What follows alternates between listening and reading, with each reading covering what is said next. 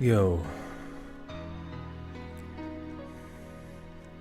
You know what they say about first? What do they say, Liz? What do they say?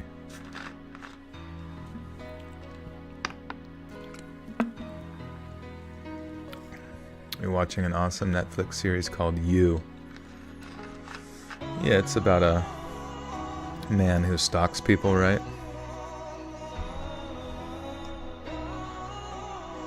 Something of that nature. People say I sound like the stalker. Let's talk about monsters on Netflix. What's it about? Working on my bow set cosplay. I mean costume. Is cosplay a derogatory term now? It must be called fursuit. My reenactment skin.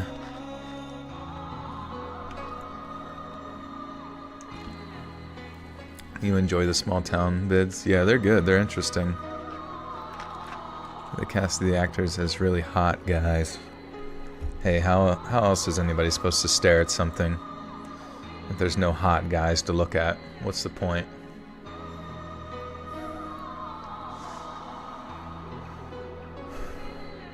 Just watching monsters, but I had to stop it because Let's Read is on. Hell yeah, dude.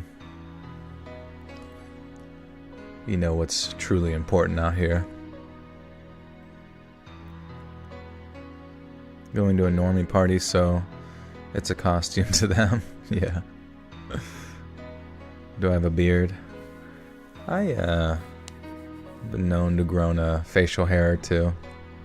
What's up, Jess? Lynn. Oh my gosh. I need to get a better gift emoji. That shit is fucking huge. Lynn, thank you for the gift or two. Miss Cookie. They should free the Mendez brothers. Yeah, so what was it? They killed their family because their family abused them or something like that? Ask what music is playing in the background. It's called Berserk. Theme of Guts. I can type it into chat. Whoops. I think I accidentally copied other text in there. Hey Charles, what's up, dude? The father raped and abused them. Oh, jeez. Well, honestly, I guess I'm not surprised. Whenever you get treated like that, eventually you're gonna lash back at your owner. It's kind of like the orca whales at SeaWorld. Enough abuse and that's what happens. Boss recognized your voice because her son listens to you too. Oh, nice. That's awesome. That is sick. I'm glad. The Let's Read army is spreading. But they were full grown and could have left. Yeah, but I mean, like, oh wait, they were getting abused at 23? Or like, you mean once they turned 23 they could have left? I don't know. I feel like if they were getting abused when they were young, that like messes you up so much that, one, how do you, people who get abused by their parents, like how do they even know, right and wrong at that point? Wait, once they turned 23 they got abused? That seems like a really weird time to begin abuse. Yeah, it's like Stockholm Syndrome. At least how I'd imagine it, but... And then in a weird way, the only way they would know how to escape. Liz, you're not doing a good job of explaining it. Colin Davis, thank you for the 4 months. Says Mephisto, a jackrabbit, went to Philly for a cheeseburger, only to find that a duck ate a dog and 5 dozen people foods. Fat Gus died, may he rip. It's about the most schizophrenic message I've ever seen, but maybe there's some sort of deeper meaning to it. David De La Rosa, thank you for the 2. What is up? I didn't know my parents were sexual predators till I was an adult, and I knew what they did when I was a kid. Oh, man. Yeah, that's the kind of stuff that you just like, how does a kid even process that kind of stuff? Because it's just built into our psyche to hope that they would be the ones that always look out for us and do no wrong. Advice for creators: how do you deal with a video underperforms? You just keep making it, you know? You keep seeing what your audience likes, and sometimes, you know, you may not have, even in your early days of YouTube, even when you think you found a niche that works, you might not have actually found what you were really looking for, you know?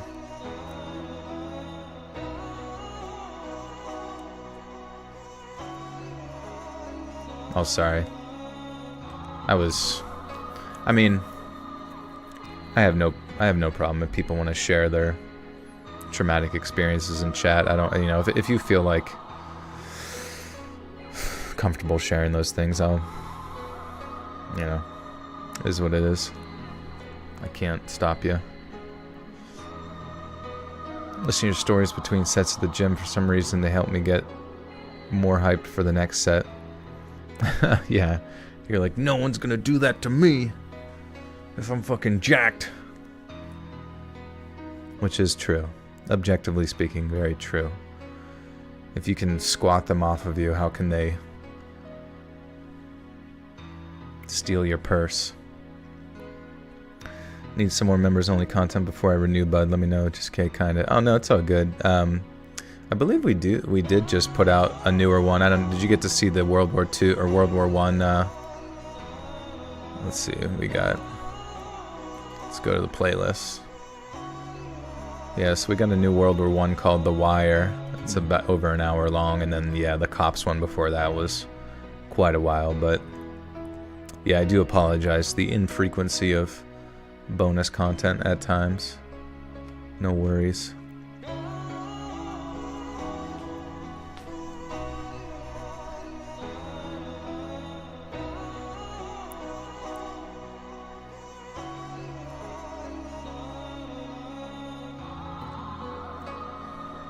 Making jokes about it is comforting. Yeah, I mean, that's a lot of times how people deal with traumatic experiences or just the general viciousness of the world. I think so many people forget to realize that, like, planet Earth has been around for who fucking knows how long, you know? And as much as we want to cast this narrative that, like, our existence is just always going to be perfect and beautiful, it's like, unfortunately, that's just not what nature is.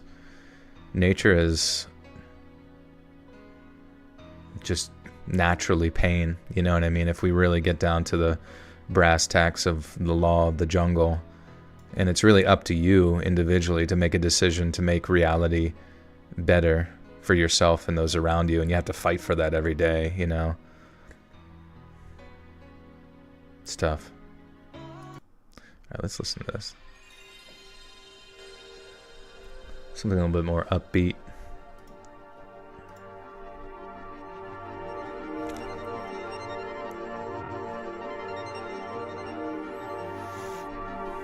Do you post more on Patreon or here? So the $1 tier on Patreon gets you the early access. So like every post you see on here gets posted over there early, right? But there's also a $5 tier that's the same as the YouTube bonus content over here.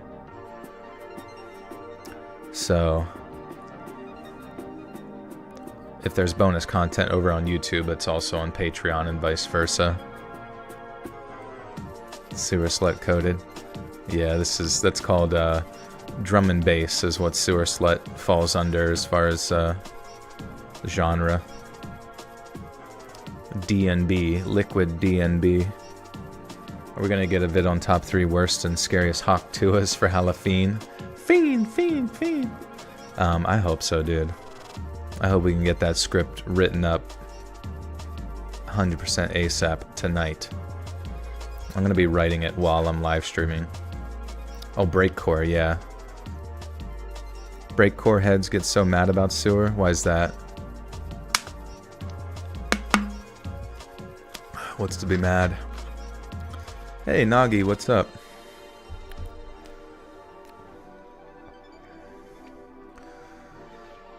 Gypsy Rose situation. Yeah, it is kind of weird, like, once people find a certain story that, like, the public relates to, I don't know, they dig into those more and more and kind of exploit those stories, but it is what it is. Do you use Unreal Engine for your idle screen? No, I think Robin, who made this, uses Blender. I think that's where he makes most of his stuff, is in Blender, but I know he's really good at, or like Cinema 4D and stuff like that. But he's really good at, like, anything he touches he can figure out, like, in a weekend. Because he's very passionate about, like, animation and art and stuff. Samira! Welcome back for 10 months. Woo woo! Almost a year. We're getting there. Thank you, Samira. Good to see you. What's happening? You're hiding in my cupboards. Get the heck out of there. And quit pooping in there. I keep finding little pellets. This girl, thank you for the 5.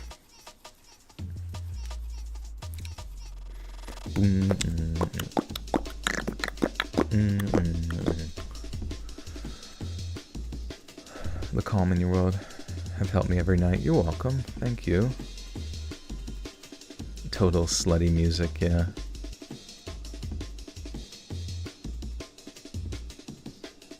They hate that she is lumped in with them. I didn't know about Breakcore till I found her, though.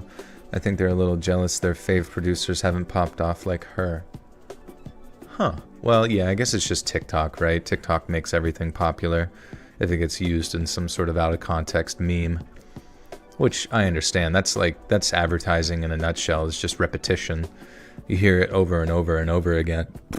And even if you're not, like, a fan of it initially, the repetition in and of itself just sort of, like, buries in your subconscious like a sedimentary stone, you know? It eventually becomes part of your, sort of worldview in a weird way, and that's why those kind of musicians, I mean, but I really like Sewer Slut. I mean, I think their use of fucking samples and shit is just very satisfying.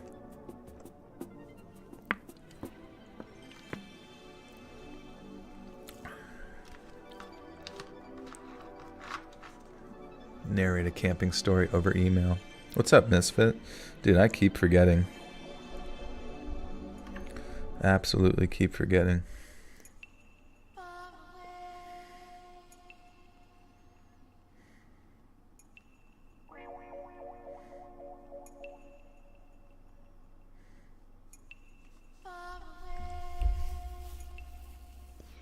It's TikTok. I don't know. I think it's the sound that a clock makes.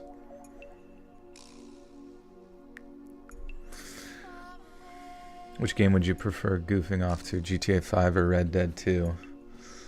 Oh man, I don't know, honestly. Maybe GTA 5, just because it seems like it has way more content than Red Dead. When's the 1 hour scary stories bass boosted dropping? I hope soon, honestly. TikTok remix. Slowed and chopped and screwed. Chopped and Scrooged. When we finishing that game? I don't think we are, honestly, Boop. Like, I gave it a solid 5 hours. We did a gaming stream on Saturday. Or what was it? Saturday? Sunday. And it wasn't a bad game by any means, but the fact that I had to, like, constantly read the dialogue kind of kept me from, like, talking to you guys as well. And then I didn't really, I don't know. Like, we were 5 hours in and the story was, like, just getting started. Even though this, I don't know, I read somewhere it was only supposed to be like a 6 hour game. So, KK, thank you for the 2. Appreciate you. What game was it? It was called, An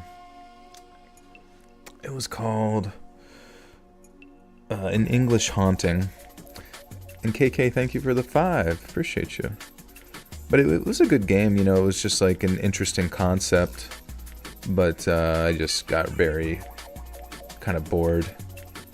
I wouldn't mind hearing about the rest of the story or something, but I don't really see myself like hopping on and playing it again. I almost feel like I'd rather play something a little bit more linear as far as puzzle games go. Maybe like a Little Nightmare style game.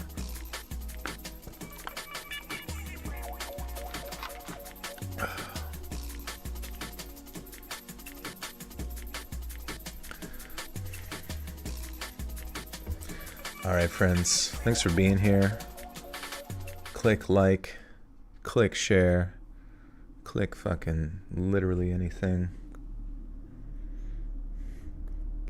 Do I think Old Moo is going to win the MCAA championships? I heard that Old Moo was attacked by a terrorist bomb. So that's kind of scary. I'm glad I wasn't at that game.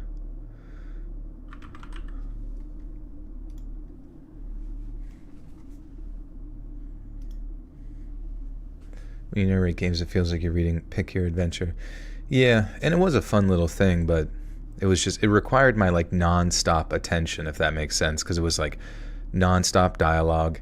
That scene when they were like in the the carriage doing a bunch of like expositional dialogue where they were kind of setting the scene for the next thing and also like telling the history of how the lady knew her colleague and all that kind of thing. And I just, in my head, I'm like, holy fuck, get to the point.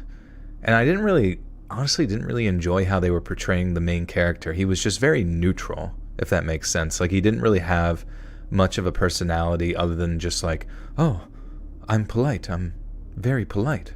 Wart. Thanks. You enjoyed the embellishments in the dialogue. Well, I don't know. I think we can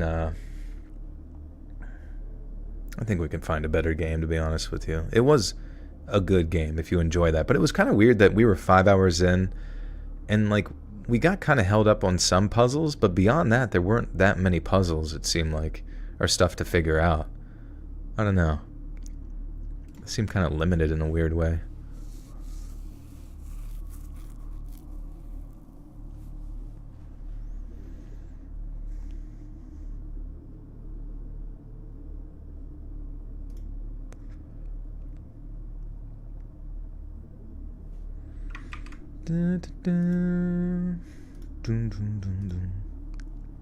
Alright, guys.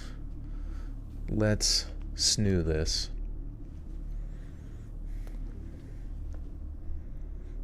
I missed your one gaming stream. How'd it go? Yeah, but it was fun overall. And I was actually surprised to see we had like 300 people there. And I kind of turned my brain off to the number until I checked it or whatever. I was like, oh, that's pretty solid for a gaming stream.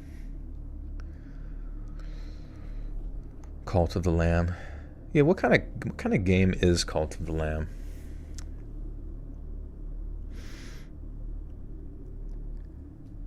In late August of 1996, when I was just 19 years old, I arrived home to find my mom sitting at the kitchen table. I'd been at a house party with my then girlfriend the night before, and following one of my first real experiences with alcohol, I wasn't feeling my best. I walked through the front door into a house so quiet that I thought my mom and sister were elsewhere, but when I walked into the kitchen, I saw my mom just kind of sat there, very silent with a glass of wine in front of her. It was so unexpected, and I was so hungover that seeing her actually made me jump a little. But then, that feeling of surprise was quickly replaced by one of dread. Mom never drank in the daytime, and she never just sat around the kitchen table, quiet like that. And so very likely I started to suspect that I might be in for some very bad news. She asked me to sit down, and when I did, she told me that my dad was gone, and that he wasn't coming back. I asked if gone she meant dead. My mom shook her head and told me no, he just left. And I remember floating on a tiny... I hear it's really cool, Cult of the Lamb. It's on sale on the Switch currently, if anyone wants to jump on it. Oh, is it like a multiplayer game?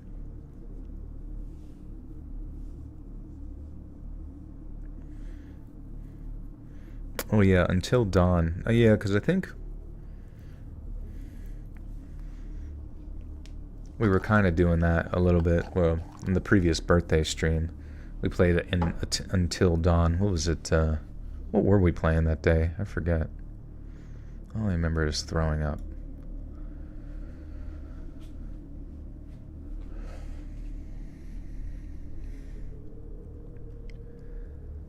When Mom shook her head and told me no, he just left, I remember floating on an island of relief for a moment, before sinking back into a sea of shock. And once I was able, I followed up with a ton of questions asking how she knew, where he'd gone, when he'd left, and stuff like that. And the short answer to all of them was she didn't know, and the harder she tried to come up with any substantial response, the more upset she got. He hadn't warned her, he hadn't left a note, he just packed a suitcase, got into his car, and then drove off to God knows where. The conversation ended with my mom crying and me hugging her while I told her everything was going to be okay. But as I unfortunately came to discover, everything was not going to be okay. For the first 2 or 3 months, no one really talked about my dad leaving. They were a routine.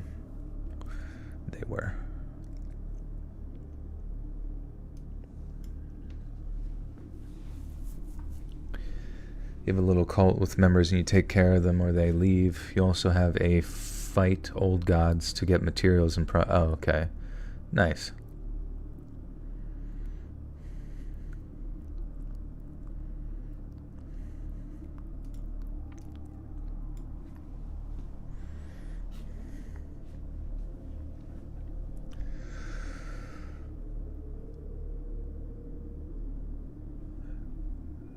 There were routine calls and visits from relatives to check. Wait, what did I miss? Oh. For the first 2 or 3 months, no one really talked about my dad leaving. There were routine calls and visits from relatives to check in on us, but the discussions focused on our welfare, not why Dad had left or if he'd be back. Anything further than that, anything which rubbed up against the mystery of the whole situation, tended to upset Mom to the point that she couldn't talk about it anymore, and I'd be lying if I said that I didn't feel the same way. But then, after letting the shock fully wear off, all the pain and grief was replaced by a burning curiosity, and one which was only made worse by my mom's deliberate and enduring silence on the subject. She wasn't in denial or anything, and people grieve in different ways, but whenever I brought up the subject of my dad, she'd either start crying or get super angry and start yelling stuff like, "You don't talk to me about that piece of crap. He's dead to me." And I had no choice but to seek answers elsewhere, and since I strongly suspected that Mom was hiding something from me, I did so with great intensity. My first move was to contact one of my dad's friends, his only real friend in fact, who I figured was the most likely to have acknowledged of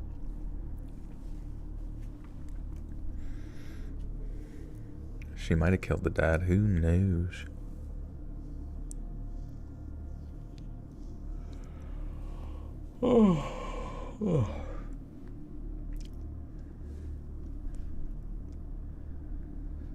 My first move was to contact one of my dad's friends, his only real friend in fact, who I figured was the most likely to have knowledge of his whereabouts.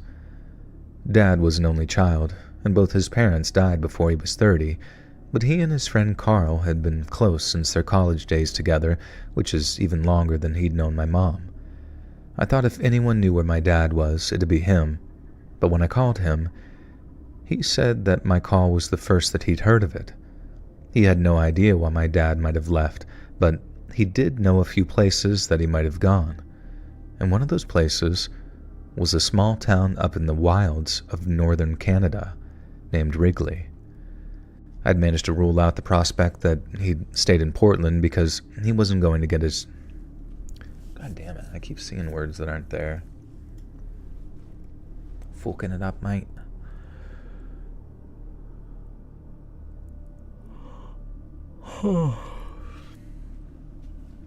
Not Canada.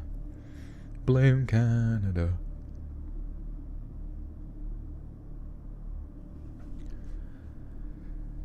I managed to rule out the prospect that he'd stayed in Portland because he wasn't going to his job anymore. I then tried his hometown of Lincoln City, but as far as I could tell, he wasn't there either. Then and only then did I consider traveling all the way up to Wrigley, the furthest of the 3 potential locations, because doing so would mean driving for 30 hours straight through some of the most remote areas of the Canadian wilderness. And Carl said my dad had spent a summer there back during his college years and frequently reminisced about it. He'd also mentioned wanting to go back there one day, so according to Carl, there was a good chance that if he had indeed suffered some kind of sudden midlife crisis, he'd traveled up to Wrigley. Wrigley, which is just over 450 miles from the nearest big city, has a population of around 100, mostly First Nation citizens. It has one gas station, one medical clinic, and the nearest RCMP office is over 200 miles away. It is the very definition of a small town. But to me, that was good news, because there'd be nowhere for my dad to hide. I was warned against any kind of winter travel because it can reach -60 up there during the winter months, and so instead I made sure to drive up in the summertime.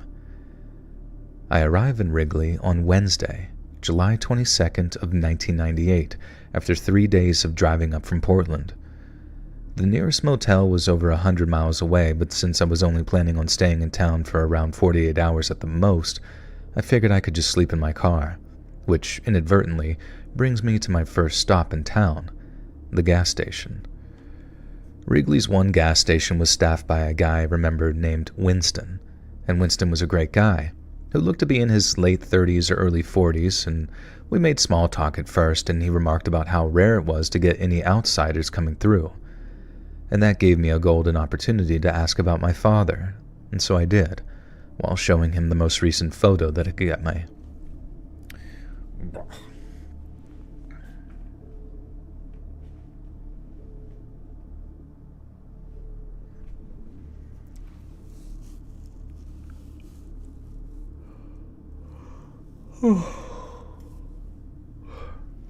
Did you perhaps seen this from Horror Stories channel? What are you talking about? What's good, Let's Read? It's been 6 months since I came here. Wow, the streams are as fun as ever. Thank you, bro. Good to see you.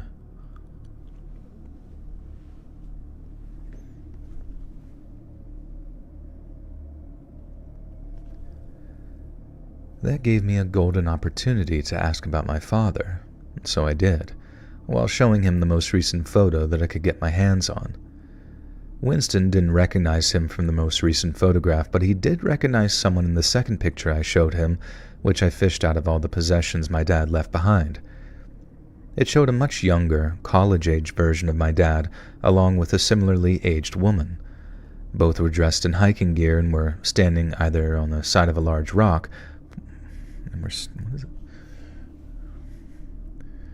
Both were dressed in hiking gear and were standing on either side of a large rock, pointing at what appeared to be some kind of mineral deposit running all the way through the center. Winston recognized it as Hunter's Rock, a landmark about 10 miles outside of town.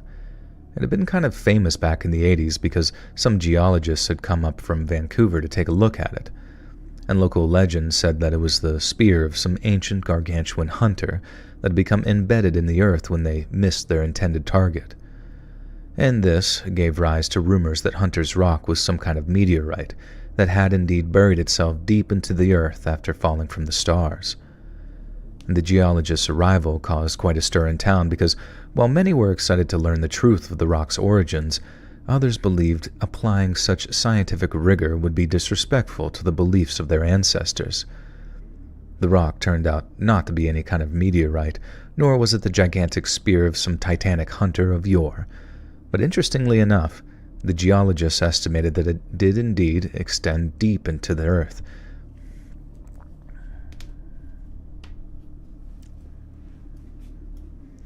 What's up, Polar Bear? How we doing? Need this as a poster. That would be a good poster. Chilling in the tub.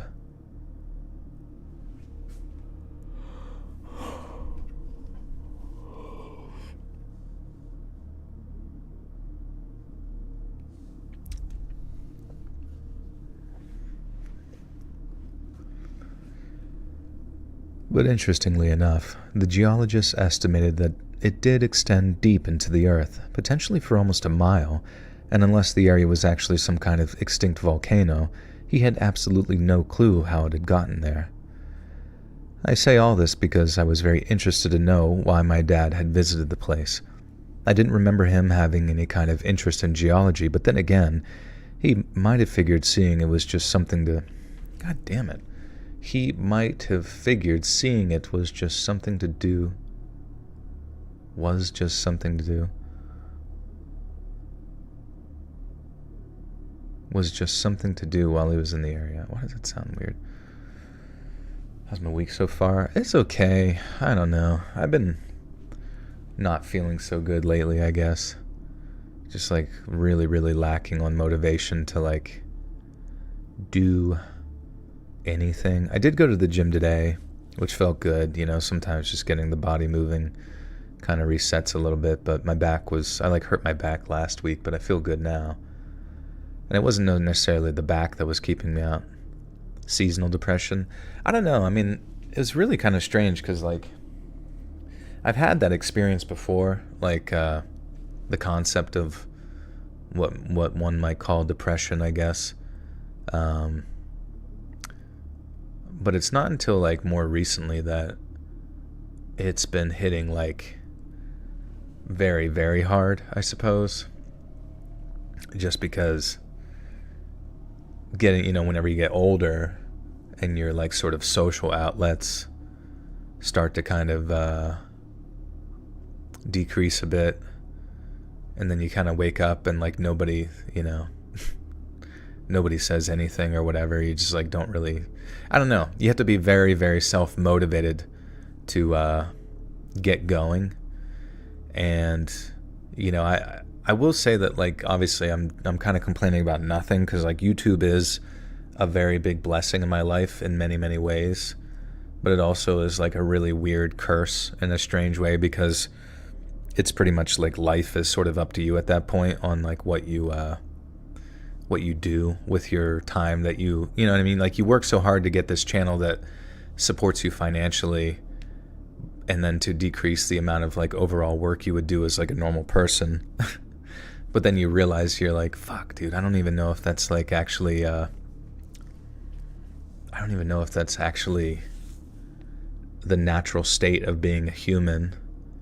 Just because I think humans kind of like in a weird way crave routine, crave work. And then as soon as you pull out like those two variables, suddenly it's like your body is like, well, what is the point of getting out of bed? And then you just don't. And then you're like, but then the whole and then it just like kind of compounds on itself because you fuck your sleep schedule up more and you don't do really much, getting burned out. That's the thing is like I pulled back from YouTube a little bit because I was getting burned out, and then in a weird way, I don't know, there's like a part of me that almost wishes that I had more responsibilities in my life. You know what I mean? Whether it's like, and I feel like a lot of the times we as humans are kind of like geared towards having families, and because at least in that situation it can be a pain in the dick, obviously, but at least it's like a thing to do, you know, and it's a thing that's like biologically built into you to like motivate you to keep doing it, to wake up and help your family and, you know, take them places or whatever the fuck, you know what I mean, raise them. And yeah, I don't know. I mean, I'm not saying that would like fix everything, because that might be like a misguided sort of biological impulse. But at the same time, like as far as my general goals for my life right now, I don't have many.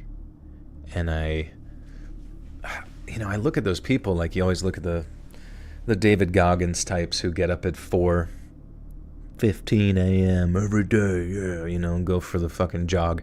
And maybe that routine in and of itself, even if you don't feel good, is fantastic, because it's like once you get the blood flowing, you're like, fuck, this is great, you know. But yeah, I feel like goals are very, very important. And yeah, I just don't necessarily have those right now. So if anybody's got any ideas, I am all ears. Every day is really 8 days. Yeah, that's so funny. That one guy's like, oh, actually, every day is 1 minute for me. And I actually have 365,000 days in a single day. What about hobbies? I need new hobbies, but sometimes I wonder, I wonder if something is like wrong with my brain, where as you get older, you're so caught up in your routines and the elasticity of it, where you like learn new things, even though it's not impossible. But you just get, you just have to wonder. Like the natural state of humans is to conserve energy, right? And to like make life as easy as possible. But goddamn, it's really strange whenever in the past everybody like lived very difficult lives that were like heavily motivated to secure resources and get to that state of being able to relax. But because we live in this modern sense where relaxation is just kind of the norm all the time, it's really a strange concept to think like you have to like motivate yourself to go literally do anything. A midlife crisis. I mean, I wouldn't say that these feelings are, specific to me being 34.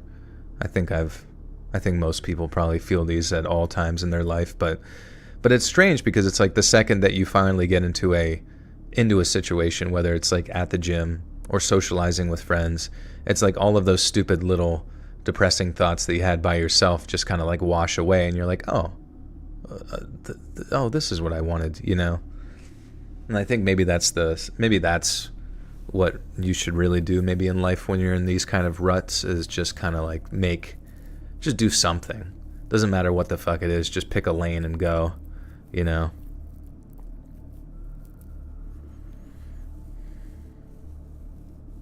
A butter sake. Yeah, maybe that would help.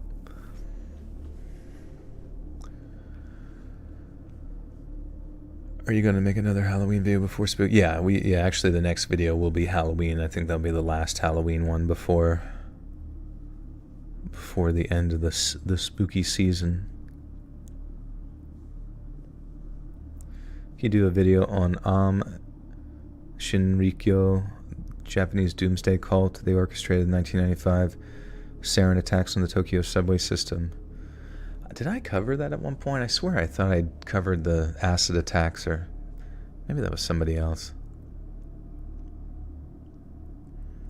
I write music in a downtime. I do really want to learn how to do some degree of music in some way. You thought it was AI? That's funny. Does my voice sound really... I guess I do kind of have like a very monotone voice, so it wouldn't be that hard to simulate it in AI. Would you rather be tied to a tree upside down for a day or pounded by snowballs with rocks in them?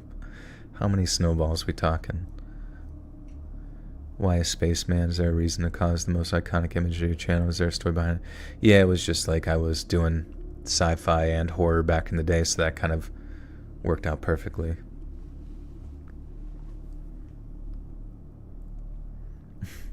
Switch up or get a skincare routine. I do have a decent skincare routine, I guess. It's nothing too crazy, though. No, it still has that human element. You sound like you have a soul, Oh, okay, that's good. Because I don't. It's been sucked out of me by Dracula. Do I know any Japanese? Konnichiwa. Not really, no. Yeah, I do the Patrick Bateman routine. You might think that you're talking to a Joel, flesh gripping flesh, but I am simply not there. I have a cat. Yeah, that's all you really need. Alright, anyways. I say all this because I was very interested to know why my dad had visited the place.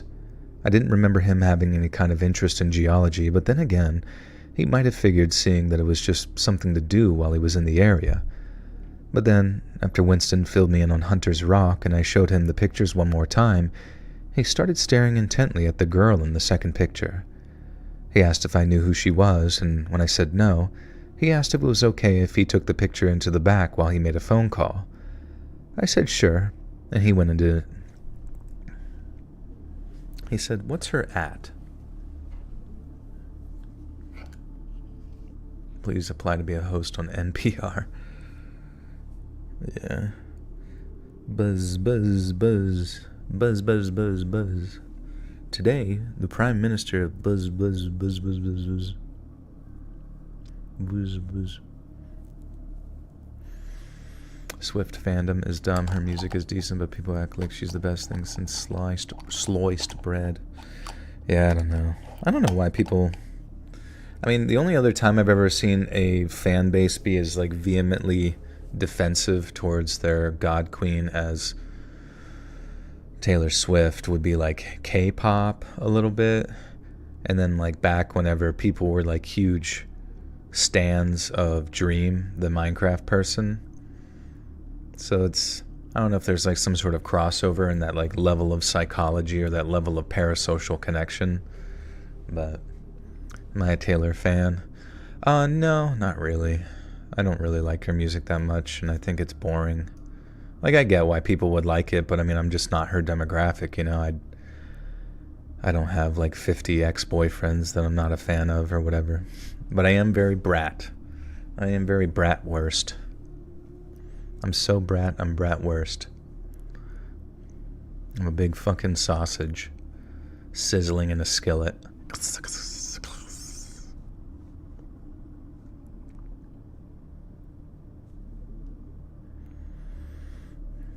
I mean, yeah, Taylor Swift does seem chill, though. I mean,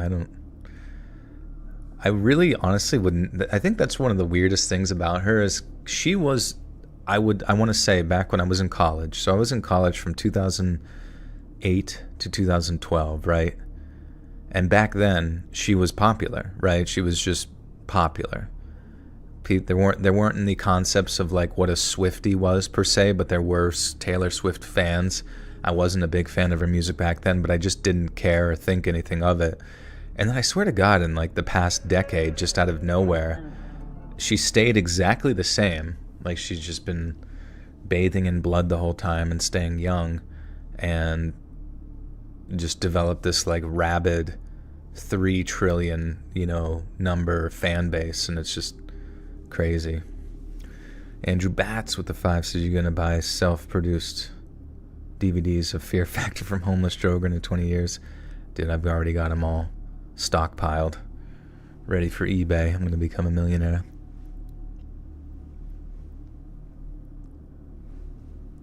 Predictions for 2025. I don't know. The only thing I can really think of that I've been hearing over and over again is that China will like 100% invade Taiwan at some point. Whether it's in 2025 or not, I don't know. But I knew that the Pentagon was like allocating funds for that. And then it sounds like there's going to be some pretty ongoing financial issues coming up throughout that time. So I don't really know whether that results in like just more hyperinflationary bullshit. I would hope not. But I just don't really think like people in positions of banking power give 2 fucks about us at the bottom. They would rather us just eat dirt if it means that the gap between us and them extends even further. The Krebs cycle, these damn cells play too much. I'm exempt from the military for medical reasons, but I'd like to help logistically in World War III. I mean, that's the shitty thing too, is that like all of us are just like sort of subconsciously prepared for some type of larger conflict, to the point that we're like daydreaming about what we can do to assist, and it's just like, Jesus Christ. I think what we should be doing as a people is telling our military to fucking stop. Jesus, fucking stop, please. I know conflict sometimes makes us feel like we're part of something bigger, but it's still at the cost of like how many fucking lives, just like out of nowhere you're just dead, you get vaporized by some stupid shit, and then you get reported as a casualty, you just get reported as a number. But then you get the true crime stuff, and it's like 4 people die, get killed by a serial killer, and somehow that's like not just as sadistic and abnormal or in the same way that the military is. I don't know. I really dislike that about the military concepts. It's like, killing over there, fine. Killing internally, bad. And I'm not saying one is good at all. It's just that it's such a weird concept to me that I wish we could push more towards, like, how about no conflict? Does diplomacy exist within any politician's mind at fucking all? Muzz one call. Thank you for the 2. Says Night Owls Assemble.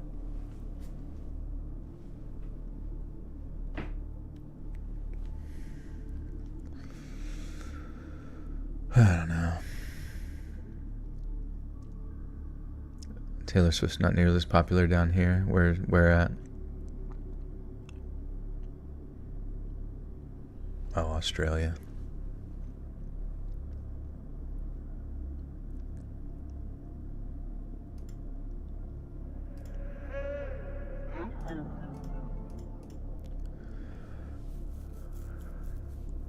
Dad in video games with the 2 says new to the channel and lives. That's just chilling. Yeah, it's kind of a mix of just chilling, but then I'm also like recording tomorrow's video.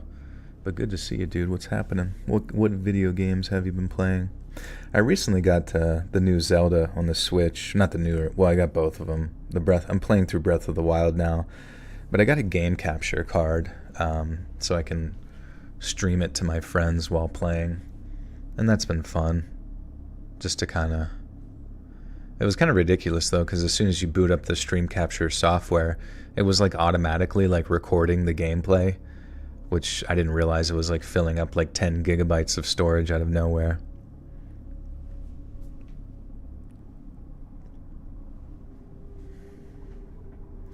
Joel's the only YouTuber in this genre who's consistently stream at least the one. Yeah, I guess I kind of found a style in which to go about it. It's just kind of killing 2 birds with 1 stone while kind of connecting with the community. Because I'll be honest with you, like you guys definitely, like if I just did YouTube and it was only the comments section that I had to interact with, I probably wouldn't have like no concept of what my audience is or wants or who they are or anything like that. And at least with the live streams, I can kind of get a gauge on who people are and make like some degree of connection, even if it is just text on the screen sometimes between us. Getting 2 birds stoned.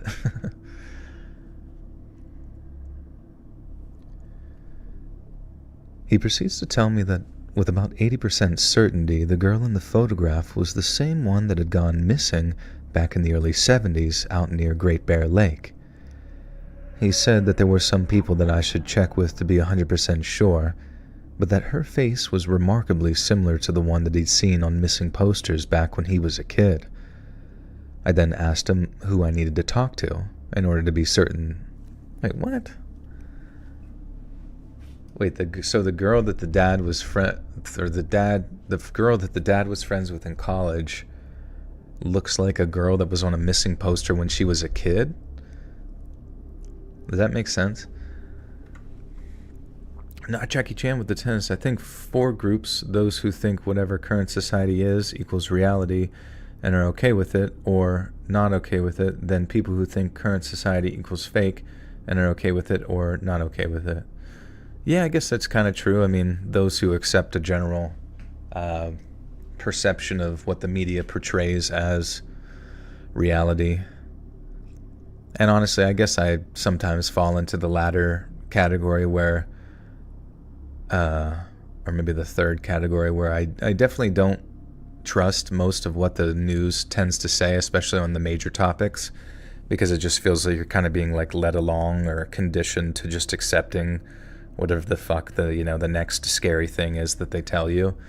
But I also realize that there's not a whole lot I can do about it other than just living my life internally within my community or trying to tell other people to do the same, maybe.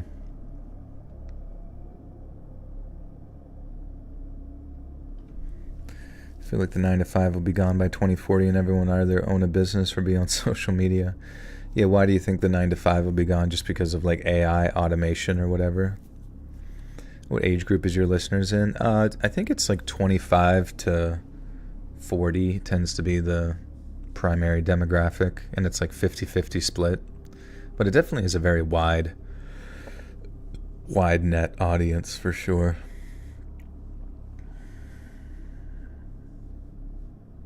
Oh, the Sifu game. That's like a, kind of a karate style game where it's kind of an interesting fighting game.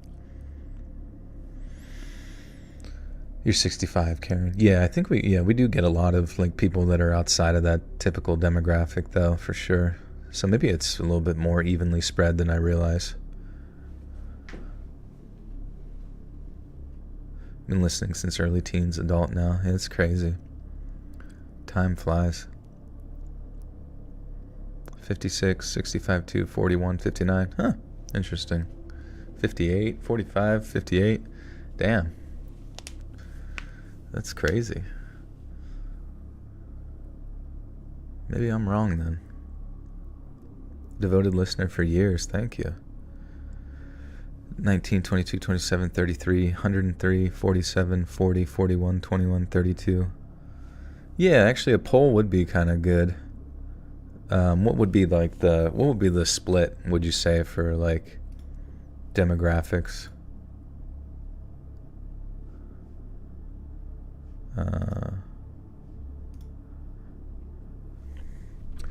What age do you fall in?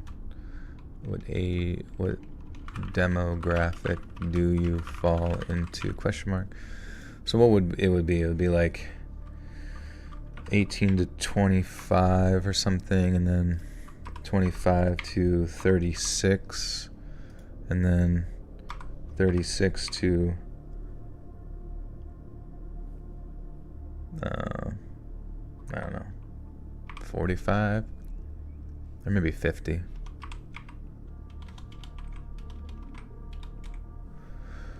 And maybe 50 plus. We'll try that, see what happens.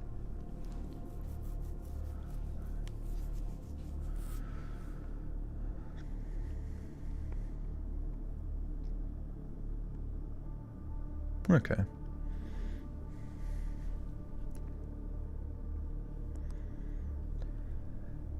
I then asked him who he needed to talk to, in order to be certain, and he told me that I needed to visit the local government office, which was inside of the town's medical clinic.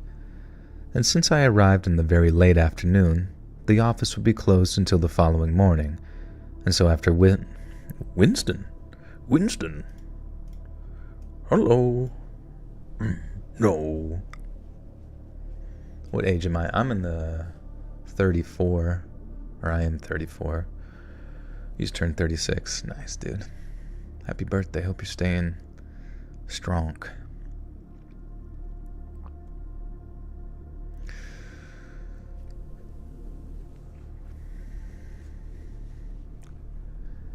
Since I arrived in the very late afternoon, the office would be closed until the following morning, so after Winston wished me luck in finding my dad, I took a walk around town and then headed back to my car. The next morning, I walked over to the gas station to get some coffee and breakfast and swap small talk with Winston before heading over to the clinic. There I met with Erwin Moses, chief of the... Man, what the fuck is this? Chief of the Pedsiki First Nation. Okay.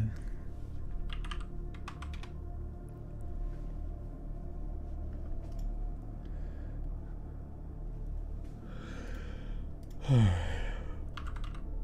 no. Oh god damn it, I'm sorry. I can't think straight.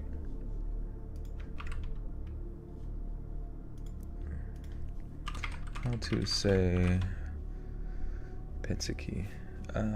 Pedsiki is like the term name for a language like Dean or another indigenous language in the northern regions of Canada. In many indigenous languages, pronunciations can be nuanced, so approximate. In English might not fully capture the correct sounds. Pet as in pet. D-Z-E sounds like diz and ads. Wait, followed by e in bed. What the fuck? How do you say the...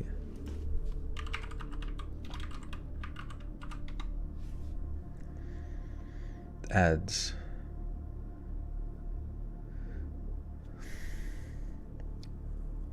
Wait, pedsiki.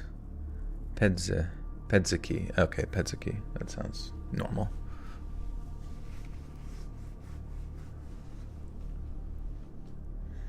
Sully, thank you for the 5. Appreciate you. More yapping, less reading. What do we yap about, though? What even is left to yap about?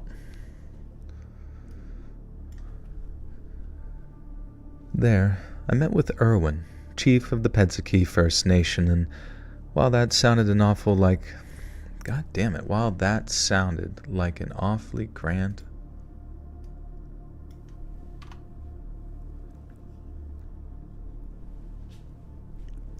Die in a plane crash or skydiving? Probably skydiving. I don't even know. I feel like on my way down I'd be able to come to terms with it.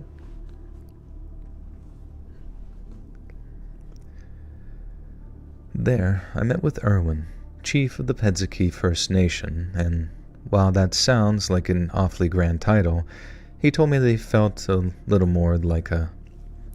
Dude. He told me he felt like little more... Why does that sound like 3 extra words in one? It's so confusing.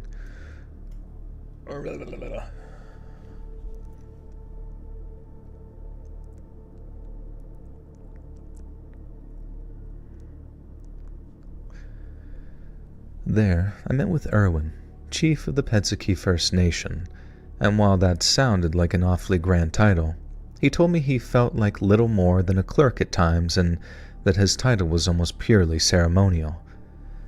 He was a welcoming and generous man, and the moment I met him I just knew that he'd be willing to help. But unfortunately, Chief Erwin had some bad news to share with me. The chief, who operated out of an office of the size of a broom closet, was happy to welcome a rare visitor into town, and assuming I was some kind of tourist, offered to answer any and all questions I had. He even offered to set me up with a guide who'd take me around the area in an off-roader, so I could see all of his tribal lands from the comfort of a passenger seat. When I told him that I'm sorry... God damn it, I'm seeing shit that's not there. Fuck, man. This is just not flowing in my head at all.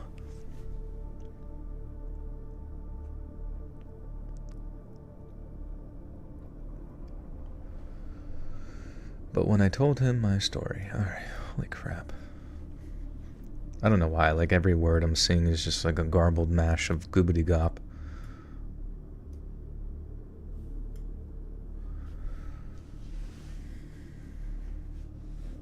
Longest to record a story without messing up.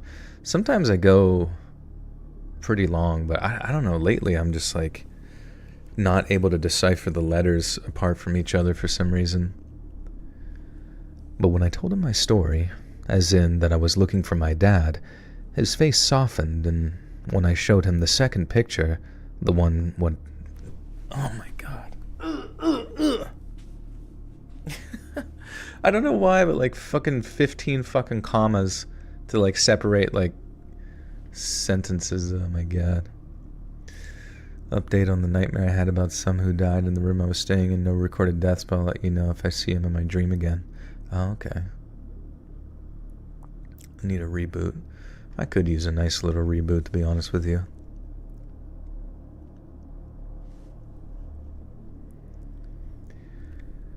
But when I told him my story, as in that I was looking for my dad, his face softened. Then when I showed him the second picture, the one from what I assumed were his college days, I'll never forget how the chief reacted. He went from happy and smiley to having a look so cold it almost scared me, and then he simply said, "I think you and me should step into my office." Now it might sound morbid to some, but I was excited. He was clearly in possession of some valuable information, the exact thing that I'd driven more than 1,500 miles for. But what he told me raised many more questions than it answered. Chief Erwin told me that the girl in the picture was named Susan Calvert and was a King's University graduate who disappeared in the summer of 1973. But when he pointed to my dad and told me that he'd been one of the potential suspects arrested by the RCMP and that he'd been questioned in connection with the Susan Calvert's disappearance not once... Wait, why does it... I can never, pick up the tone of, if it's gonna... Blah, blah, blah. Would you rather live in Roman times or medieval? I don't know, I feel like Roman times might be better. But I'll be honest with you, I don't think I know much about it or if there's much difference.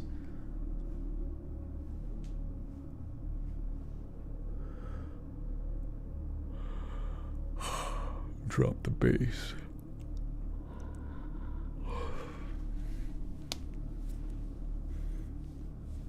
Did you get E. coli from the quarter pounders? I wish, dude. I would love a quarter pounder right now. Try reading in a pirate voice. That does usually help.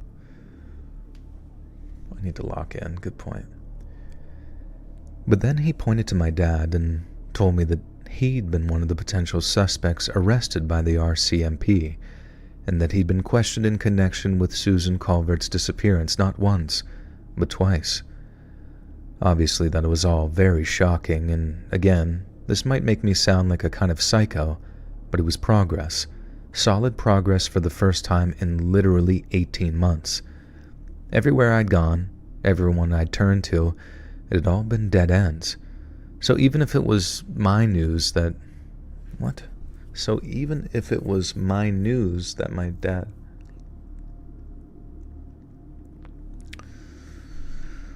So even if it was my news that my dad...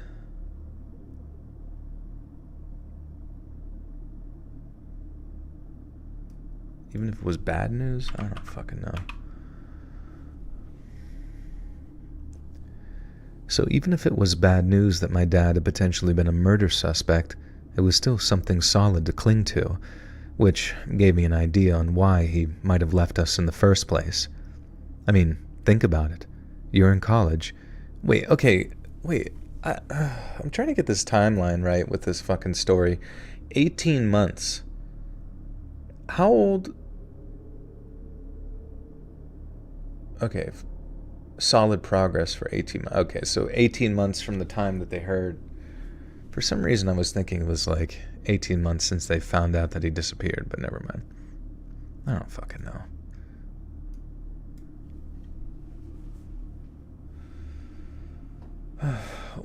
Guys, don't argue in the chat. Just whatever you're arguing about, just let it go.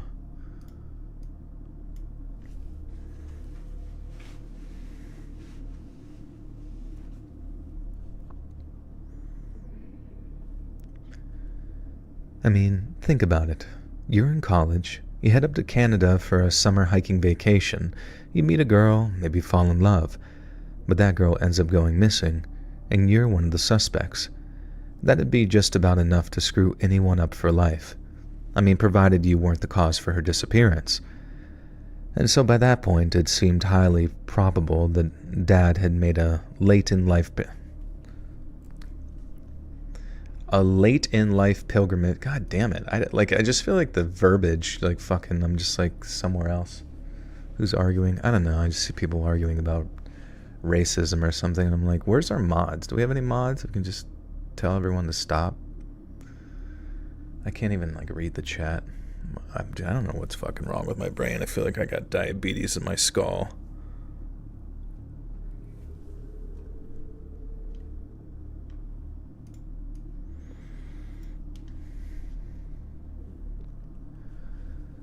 So by that point, it seemed highly probable that Dad had made a late-in-life pilgrimage. Late-in-life pilgrimage? That doesn't even sound right.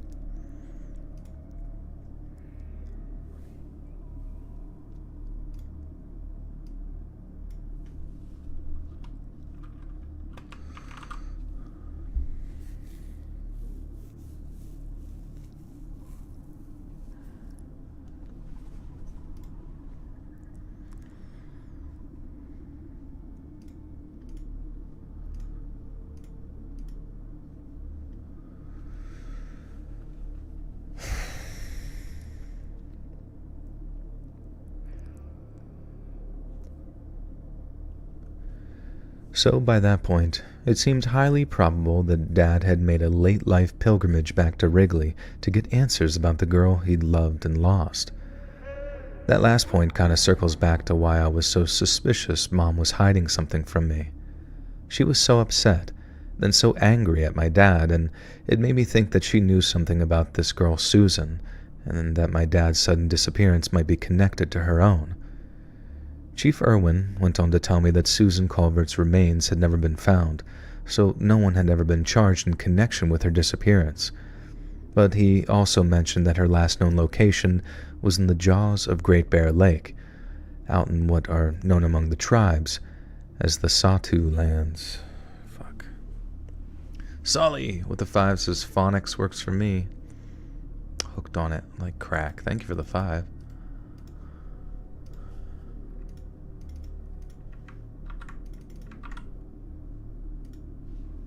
Satu. Whatever. I'll just call it Satu.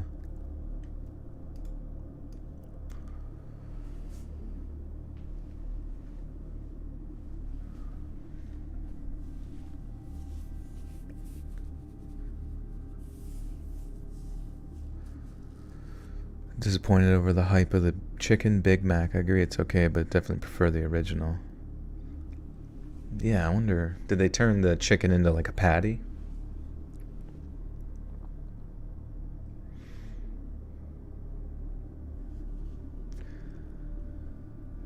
But he also mentioned that her last known location was in the jaws of Great Bear Lake, out in what are known among the tribes as the Satu lands.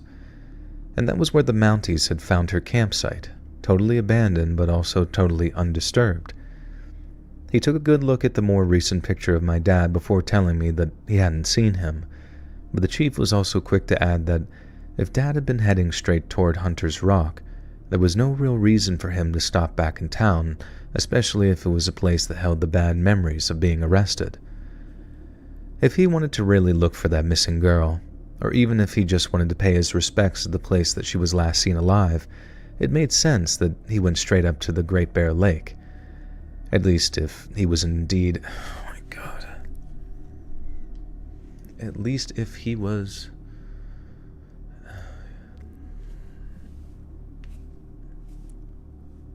I have headaches tonight.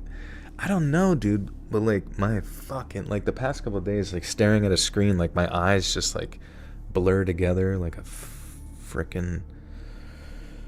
Like I might need glasses. It's actually bad. I'm getting old as a mold.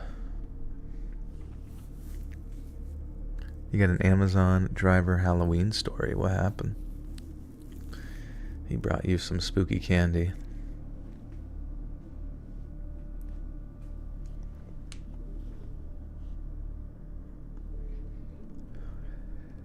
At least if he was up there in Canada and not someplace else entirely. God damn it. Why do I not like pick up on the tone of the story? I just like struggle so hard tonight.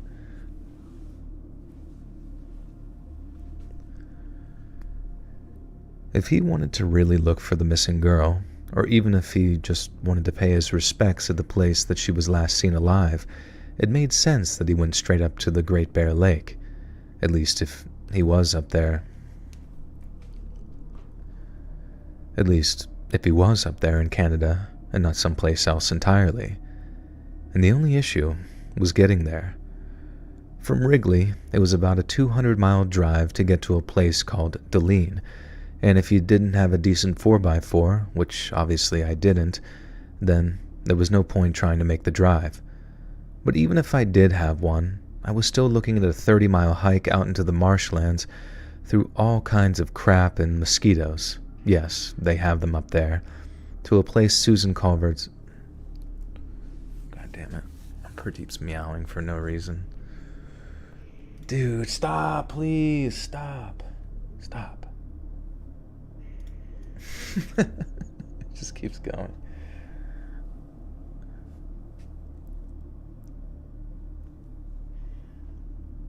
Can you hear him? It's like the most he's ever meowed.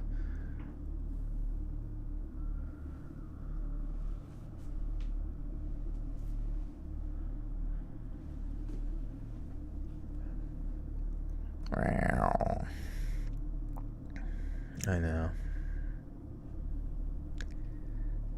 But even if I did have one, I was still looking at a 30-mile hike out into the marshlands through all kinds of crap and mosquitoes. Yes, they still have them up there, to the place Susan Culvert's campsite was found. I could go through the process of hiring a 4x4, driving up to Deline, then hiking for 3 days through some pretty hellish terrain, and it could end up being for nothing. Granted, I considered it all a very noble pursuit. There was literally nothing more important to me than trying to find my father and potentially bring it, my dad.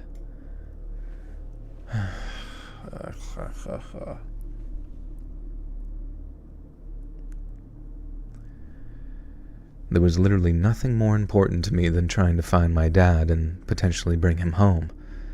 But like any great effort, the spirit was willing, yet the flesh was weak, and in my case, my bank account was even weaker.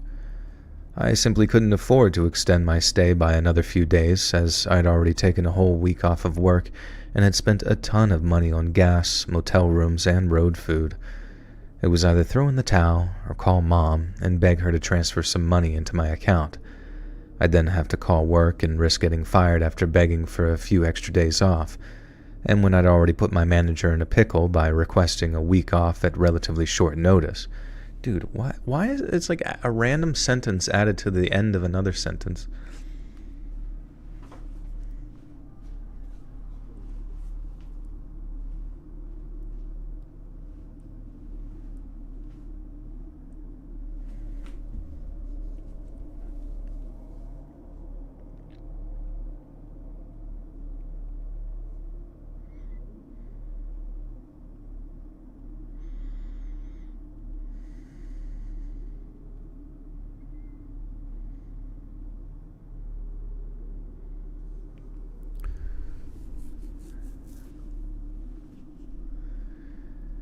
I'd then have to call work and risk getting fired after begging for a few extra days off, when I'd already put my manager in a pretty bad bind by requesting a week off at relatively short notice. And calling it quits, and then maybe heading back at a later date, seemed like the logical course of action. But being up there in the Being up there in the Northwestern Territories made me feel like I was close, you know what I mean? So close that I could practically feel him up there with me somehow. Then the more I thought about it, the more I realized that there was no turning back, not unless I wanted to live with the regret of inaction for the rest of my goddamned life. But the thing that really sealed it was when Chief Irwin told me that Deline had an RCMP office, and how that was the place they'd question my dad after his friend Susan disappeared. They'd have... Wait... I'm so fucking confused.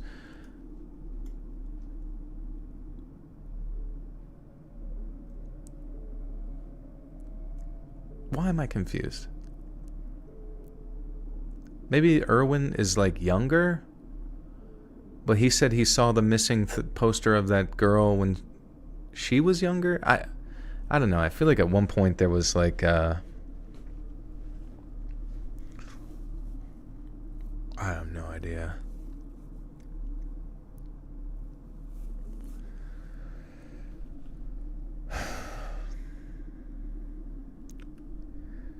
But the thing that really sealed it was when Chief Irwin told me that Deline had an RCMP office, and how that was the place they'd question my dad after his friend Susan disappeared. They'd have records, written reports, everything I needed to get more information about what had happened to her and my dad.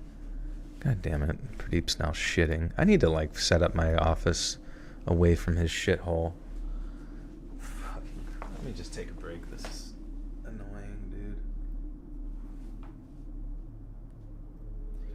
I got him a second litter box. Just because I felt like the other one was dying or something. You're supposed to do that, right? When you have a cat, you're supposed to like get like two litter boxes or something.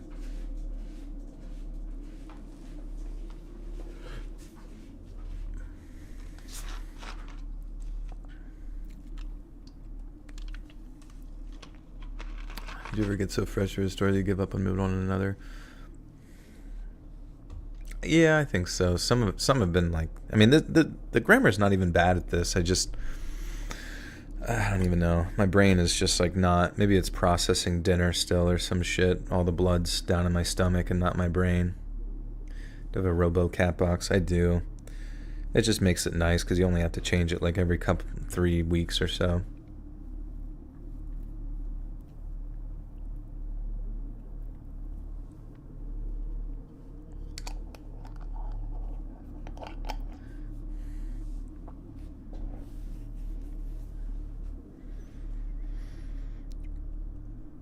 They'd have records, written reports, everything I needed to get more information about what had happened to her and my dad. And with that in mind, I called work, and then I called my mom. Now, getting the time off was easy because I was just honest with my manager and told him what I was doing. My dad had left, we were worried about him, so I was off looking for him in the hopes of bringing him home and, hell, maybe even saving his life too. And that, my manager said, my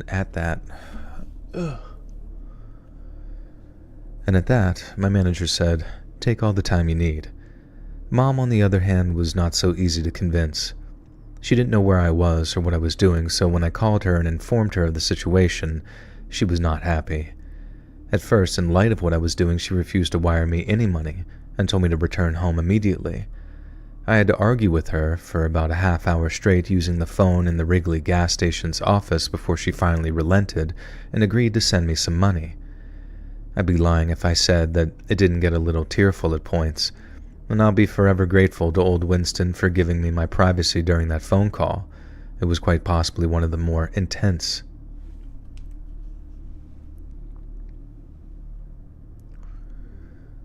It was quite possibly one of the most intense I've ever had. I also owe Winston in another way, an even bigger one too, because it was he who agreed to drive me all the way up to Dulene near Great Bear Lake in exchange for nothing but gas money. And I guess he was pretty invested in my little story by that point, especially once I shared what I'd learned from Chief Irwin. But before we set off the next day, he told me that he wouldn't be following me out into the marshes. I told him that I wasn't expecting him to, and how I wasn't 100% decided on whether or not I was headed that far anyway. But then he said something that sticks with me, to the day I die. He asked, if your dad's out looking for the girl, and you're out looking for him, who's going to end up looking for you? You ever think about that? And I remember those words, and I hadn't. I'd never even paid one single iota of thought towards that concept. But when I did, in the moments after Winston asked me, it chilled me to the bone. On the drive up to Dulene the next day, Winston managed to completely talk me out of walking 30-plus miles into the marshes. If my dad was out there, and he hadn't gone completely crazy, then he would have... What the fuck?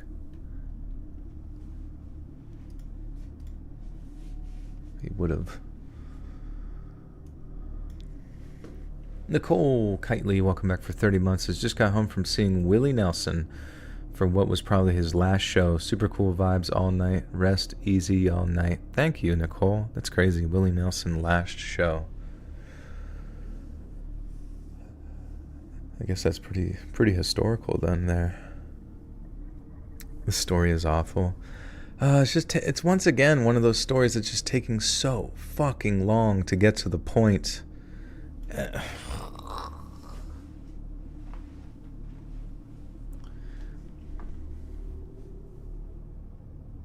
I don't know.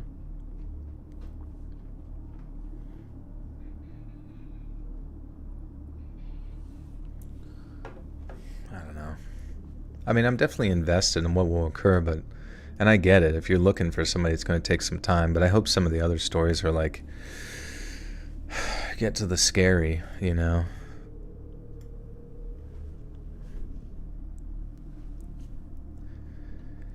If my dad was out there, and he hadn't gone completely crazy, then he would have had at least some basic camping gear with him, whereas I didn't even have a tent, let alone enough camp food or the right footwear to make it through 30 miles of marshy wilderness and back, and so realistically, there was no going after my dad in the Sawtooth lands.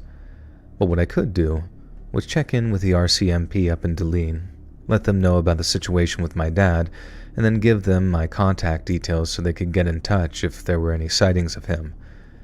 And maybe, just maybe, someone up there would be able to tell me more about why my dad was arrested in connection with his friend's disappearance. It took us about 5 hours to get up to Dulene, and then when we arrived...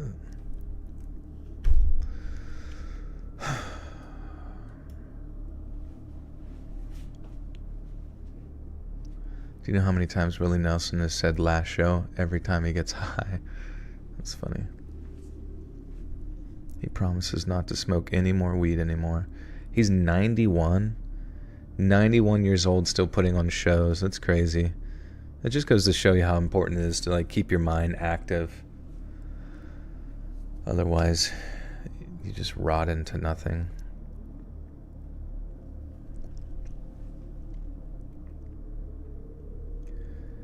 It took us about 5 hours to get up to Deline, and then when we arrived, Winston drove us straight over to the RCMP office, which thankfully was right next to a grocery store.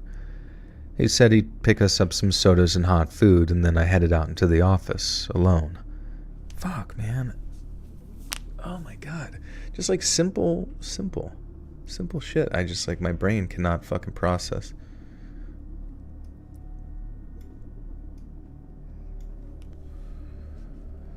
Thanks, Gemini. Good to see you. What's happening?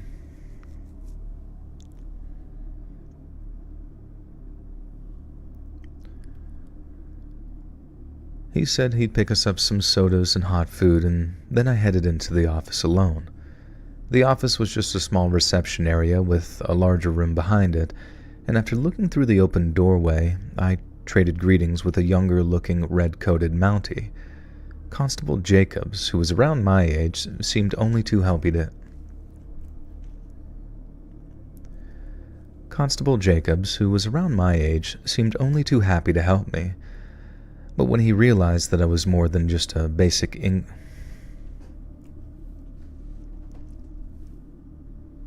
think Pradeep's got a shit really bad or something, and that's why he's meowing. Go shit. Go. Go poop. Go poop in the fucking thing.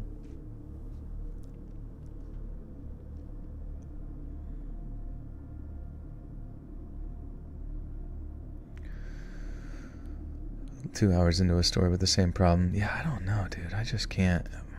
Like, I feel like maybe if I open my eyelids really, really wide, maybe the words will find their way into out of my mouth easier. It's not helping.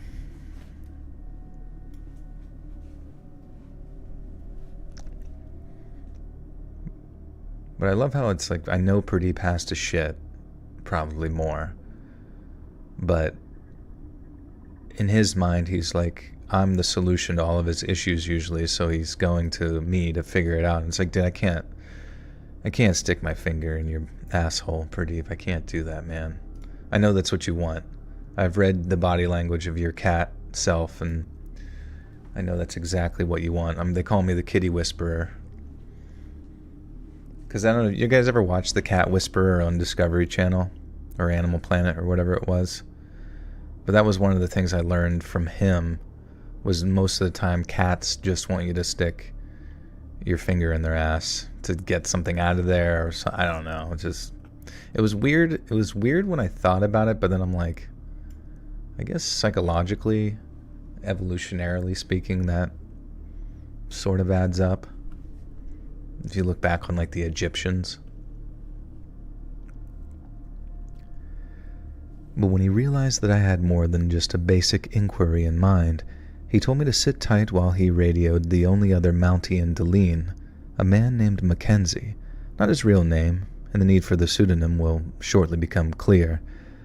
Mackenzie, who was considerably older than his junior coworkers, seemed far more equipped to help with inquiries of a historical nature, and he did help. He was a little frosty with me at first, but after I told him the whole story about looking for my father, he warmed up enough to talk to me. Mackenzie actually remembered the incident involving Susan Culvert and my father because he'd been a junior constable way back in the 70s at the time of the investigation. He remembered my dad stumbling back into Deline on his own. He remembered how it was he who had reported Susan missing, and he also remembered how, following the initial round of questioning, the Mounties basically had no choice but to consider my dad as a suspect. Mackenzie hadn't been present for either interview, so all he knew was that my dad had somehow implicated himself, but that's all he knew. They had all the files and reports on site, but Mackenzie said that he couldn't share them without the proper clearance, and that might only come after a lengthy freedom of information.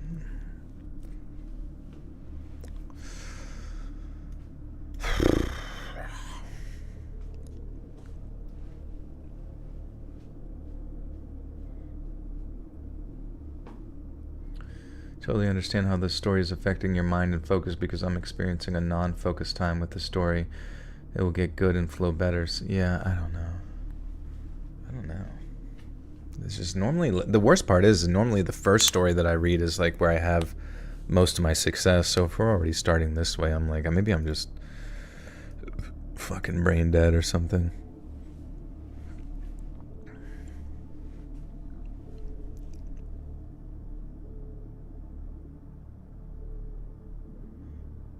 So maybe not stick a finger in, rather maybe something like rub it.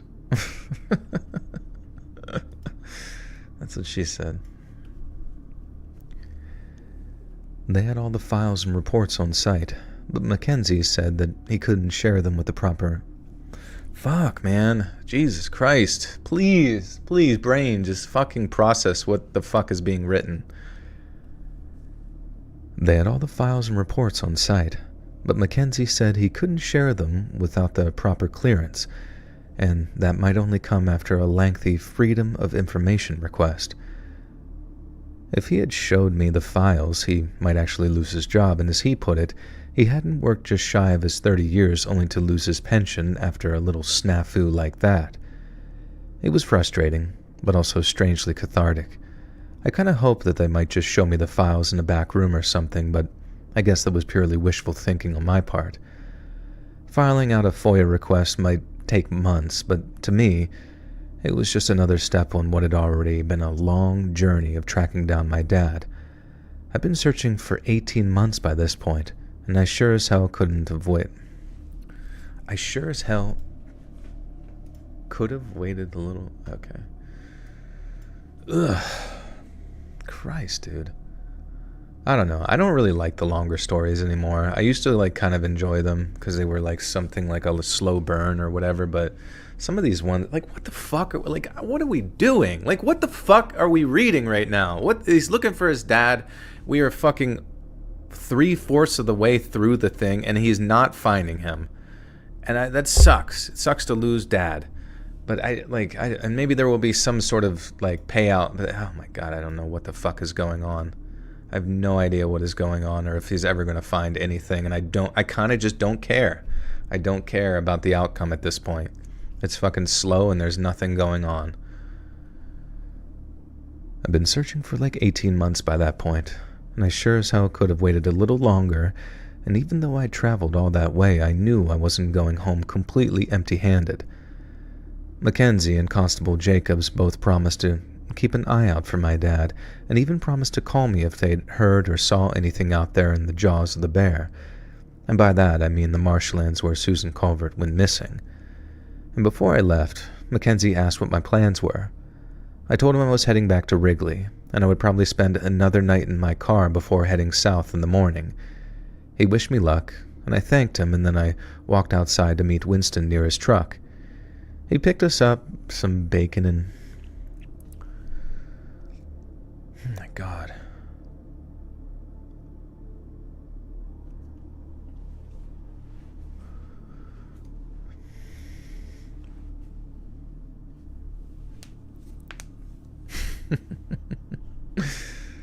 You have to professionally read or vet it yourself. Yeah, I guess so. But it's like I have people do it beforehand, so I just assume they're going to pick shit that's like not the most boring stuff on planet fucking Neptune. But I guess also like finding stuff within that realm of concept is very difficult too. He picked us up some sandwiches, and then as we got on the road back to Wrigley, I gave him the lowdown on what the Mounties had told me. Winston said that he'd been keeping me in his prayers, hoping that I'd get my hands on those interview tapes sooner rather than later. I wouldn't say that I was a religious person, not by any stretch, but sometimes, just sometimes, I think Winston's prayers found someone's ears. Because that night, as I was trying to get as much rest as possible prior to my drive back south, I woke up with... Oh my god.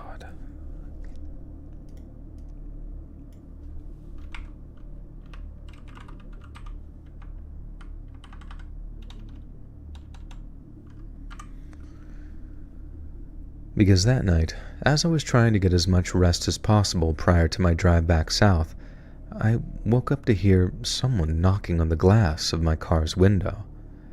Then when I looked outside and saw a distinctive red jacket, I realized who it was. It was Mackenzie, the Mountie from up in Deline. I lifted my seat up, opened my car door, and he asked if he could come sit in the passenger seat, and I told him sure. Then when he climbed inside, I remembered that he reached into his pocket and produced a cassette tape with a scribbled label. I couldn't read it right away. I had my internal lights switched off so I wouldn't kill my car's battery and be stuck out there, but I had a strong feeling it was something very specific, something he definitely should not have been showing me. Mackenzie told me to turn on my car's tape player, and so I did, and then after he slid the tape into the slot, my suspicions were confirmed. It was the tape my dad's first interview. Solly, thank you for the 5. I don't know. I don't know what to say. I really don't know what to say, and it sucks because people listen to these stories, and if they're bored, they're not going to keep listening, right? And that's not good. If people get bored of the stories, even if they are well written, whatever the fuck, being bored is not fun for people.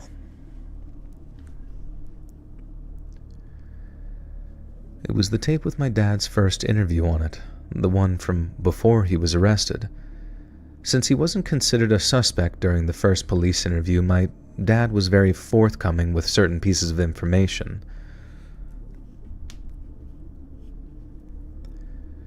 Since he wasn't considered a suspect during the first police interview, my dad was very forthcoming with certain pieces of information.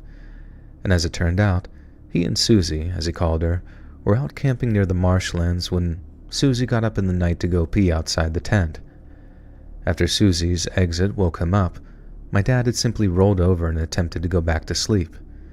But just seconds later, he heard Susan Calvert scream.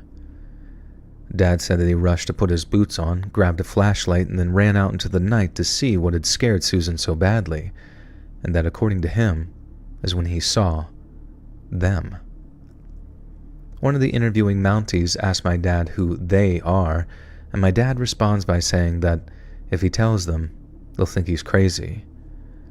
Dad then says something about how, if he knew they were out there, he and Susie would have gone anywhere wouldn't.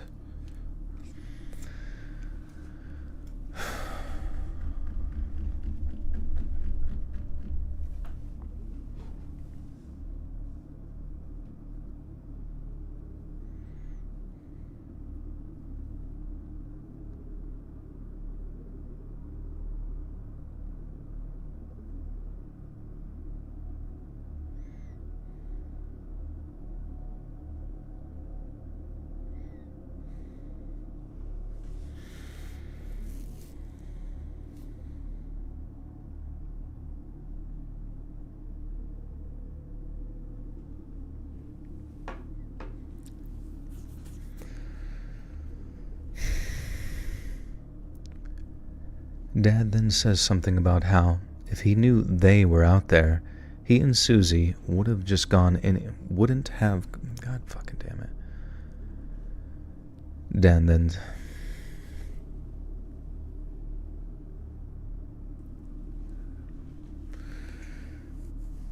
You have a question for me? Yeah, man, what's up?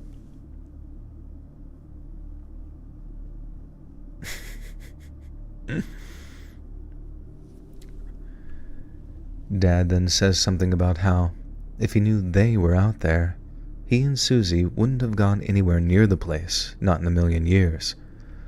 One of the Mounties then asked my dad where they took Susan Calvert, and Dad said he didn't know, but wherever it was, he knew Susie was probably dead. She had to be, because there was no way that she could survive what they were doing to her. Again, one of the Mounties asks who they are, and Dad explodes. He asks...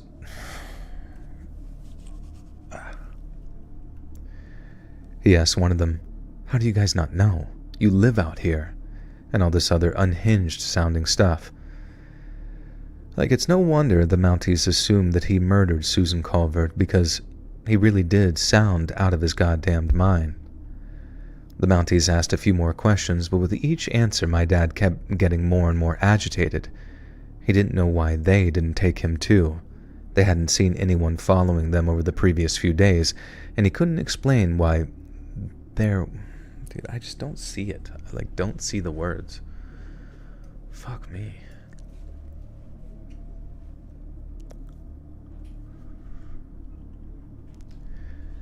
And he couldn't explain why there wasn't a drop.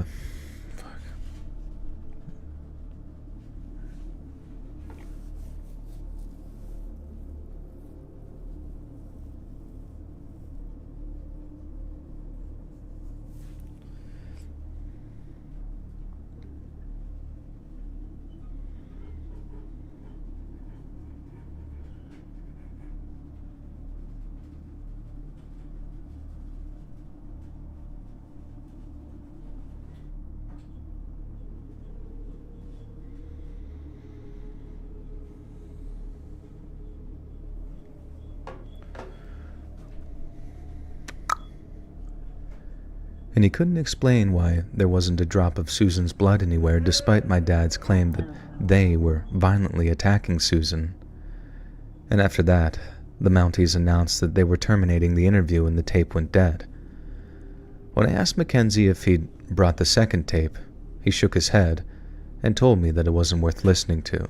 Fuck, I didn't realize that thing's still going. How much to skip this read? I don't know. I'll put it towards the end. I hope the next ones are decent. It's like,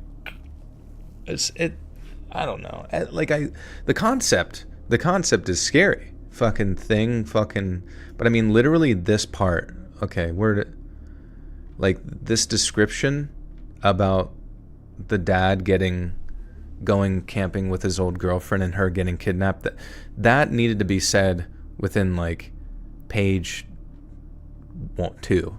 You know what I mean? That, I don't know. We could have skipped all of this honestly, it might have been interesting, and I guess real life isn't that interesting sometimes, but it could have been interesting, I think, if the people, if the process in which to investigate this information was actually scary, or the character, I don't know. You know what I mean? If something along the way was being pieced together. But then to kind of be this slow slog that eventually gives us a degree of spooks. I guess that's real life kind of, isn't it? It's slow, then suddenly it just explodes. What do they say? Decades done in a few days.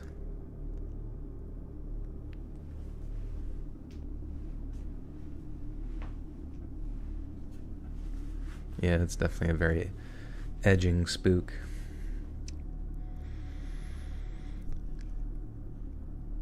When I asked Mackenzie if he'd brought the second tape, he shook his head and told me it wasn't worth listening to. And based on what my dad had said during his first interview, the Mounties placed him under arrest on suspicion of Susan Culvert's murder.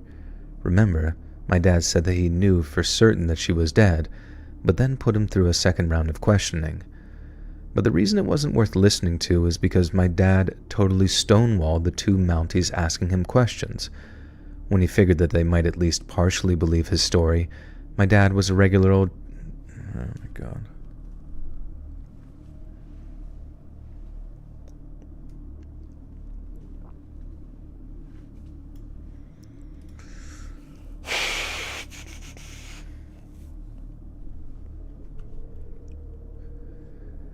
When he figured that they might at least partially believe his story, my dad was very chatty. But then, once he realized that he was a murder suspect, he did the smart thing and didn't say another word until he was released due to lack of evidence. Mackenzie said that after he was released, my dad left town, but the search for Susan Culvert continued for another 10 days. And the search and rescue team found the campsite that she'd shared with my dad, but they didn't find any trace of the girl herself. No clothes or blood or human remains. And the search effort was eventually called off, and many years later, her parents had her declared dead for some sort of legal purpose, and she was taken off the missing persons register up there in Canada. But according to Mackenzie, there was something in the files that caught his attention. At one point, towards the end of the search, a dog from an RCMP search team ran off and was never seen again, and the dog's disappearance sparked a whole new search and rescue operation, a kind of mini-search within the larger effort. Mounties searched high and low for this missing hound, as well as Susie Culvert, but neither of them were ever recovered. Mackenzie said the dog's disappearance was eventually put down to an operational hazard, and it was mourned and then replaced. But he thought that there was a lot more to it than just a dog getting a little overexcited and then drowning in a marsh. Remember, they never found Susan's body, or the remains of that dog, in which case, where the hell did they go? Mackenzie finished by saying that, in his opinion, my dad and Susie Culvert had come across some kind of grow site, either marijuana, opium poppies, or maybe both. And he was quick to add that he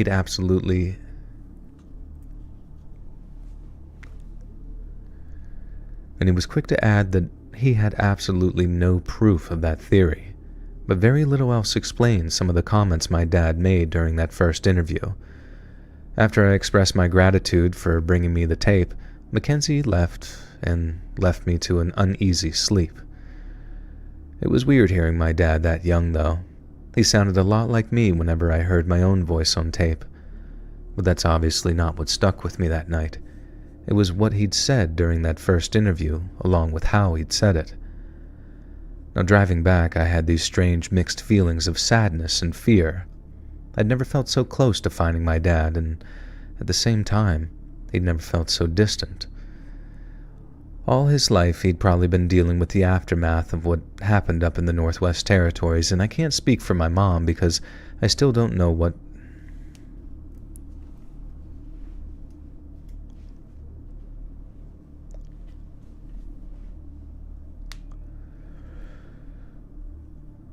All his life, he'd probably been dealing with the aftermath of what had happened up in the Northwest Territories, and I can't speak for my mom because I still don't know to what extent she knew all of this, but personally, I had no idea. And that was almost 2 years ago, and at the time of writing, now this is in April of 2000, I'm still no closer to finding out the whole truth about my dad's disappearance. But these days, I have a much better idea of where to look, and now that I can hold my own on a solo hiking trip, I think I'm just about ready to go looking for him. I'm planning on heading back up to Deline in the summer sometime, possibly in June, and I'll be sure to write up some...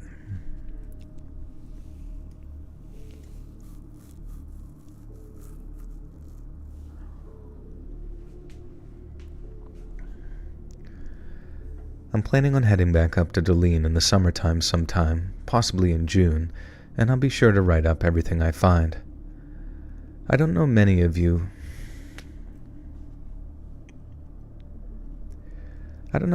of you will actually read this, but I don't care. This is good for my sanity, and when I find out anything else, this will be the first place I post to. I imagine that I'll be posting another blog in a few months, and if I don't, I either found my dad, or something else happened. I guess we'll just have to wait and see.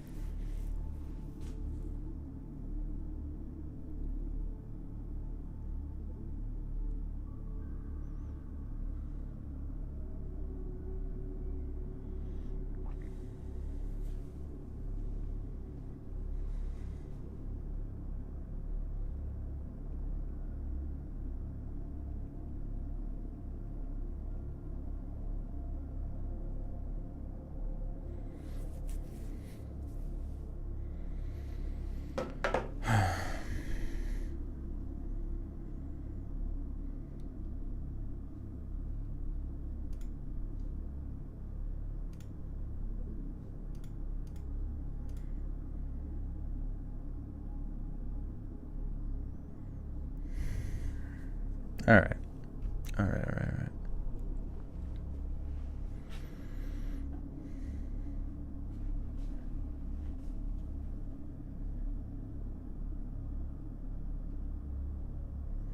The Wendigo Grove Farms, yeah. Probably.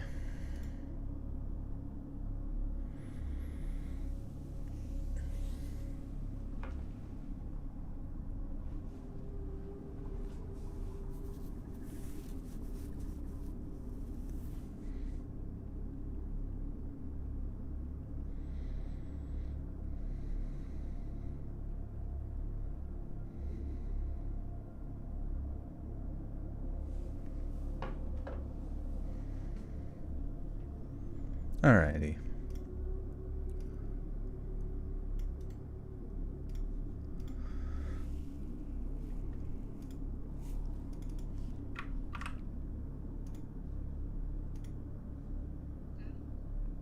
Kardla. Alright.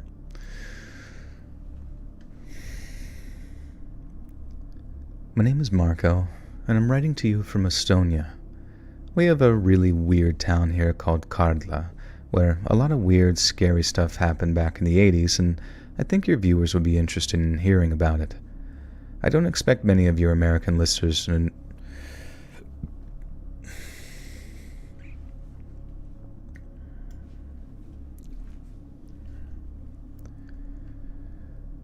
I don't expect many of your American listeners to know where Estonia is, but that's not trying to clown on you guys, as they say. If you put a gun to my head and asked me to point to the state of Idaho on a map, I'd tell you to pull the trigger, and I'll never be convinced that Kalamazoo is a real place until I actually see it for myself. Now, my point being is that my geography of far-off places isn't all that great either. So allow me to explain where Estonia is and what we're all about. And to put it very simply, Estonia is situated in Russia's armpit. It's not so much the armpit part which makes that so bad, because if Estonia was situated in Margot Robbie's armpit, I think that would be fantastic. But instead, we're in Russia's armpit, with little Latvia to our south and freaky Finland to our north. They're freaks and they know it, don't worry about calling them out on it. We're a reserved, independent, and nature-loving people. And by that I mean we're a bunch of emotionally distant loners who love long hikes where we drink vodka and complain about the weather. Estonians are so terrible about talking about their feelings that if I asked, "How are you?" and you replied, "I'm good, thank you," I would consider that a deep heart-to-heart conversation, as if you have buried...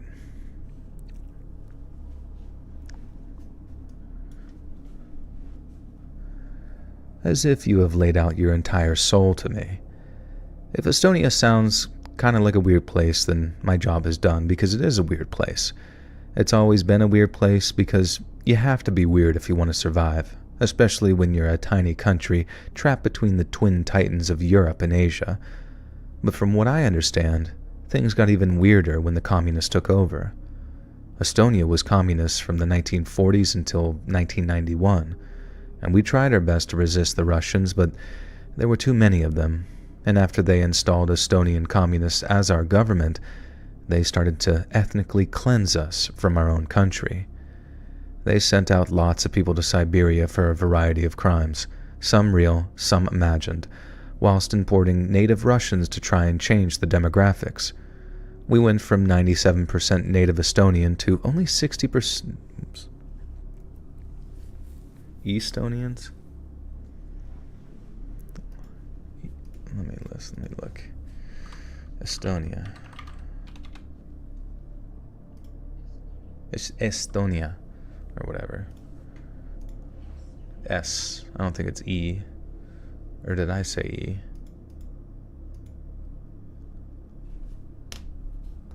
Estonians.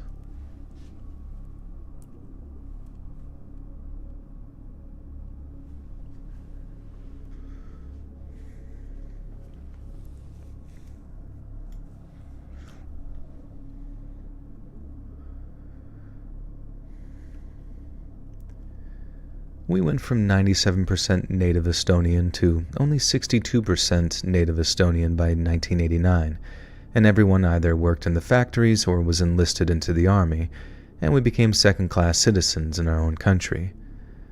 The secret police was everywhere.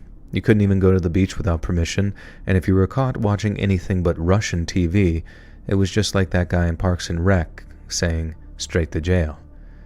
It was a terrible time for us, a time of hatred and paranoia, and the closer we got to independence, the more frustrated and volatile people became, and none more so than a small coastal town known as Kardla. Fucking crap.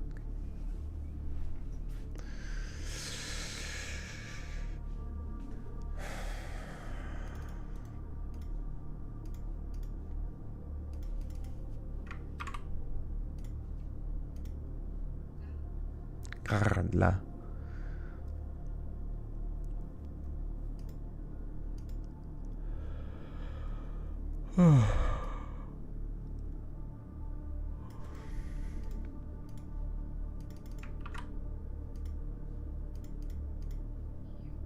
Hiiumaa. Kardla is the only town on the small island of Hiiumaa. Wait, I should probably go back one.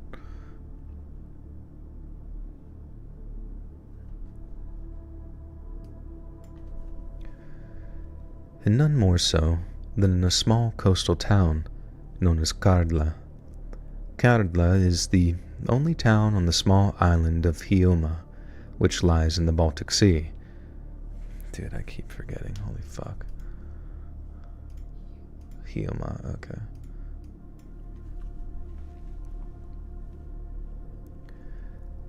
Kardla is the only town on the small island of Hiiumaa, which lies in the Baltic Sea.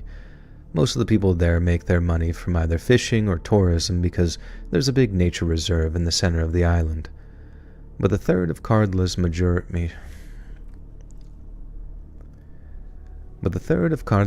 industries is what's referred to in English as wrecking.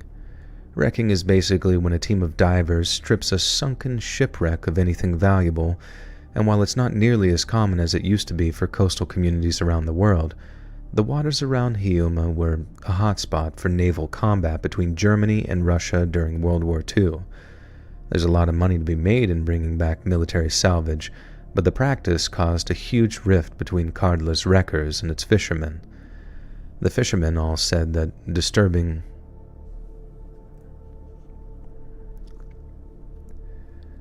the drowned sailors' final resting places would bring bad omens to Kardla.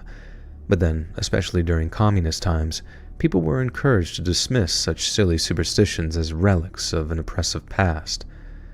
The government then paid much better wages for wrecking than fishing, which further widened the rift between those two groups. And for a prolonged period, I'm talking many years, there was a general feeling in town that something bad would eventually happen.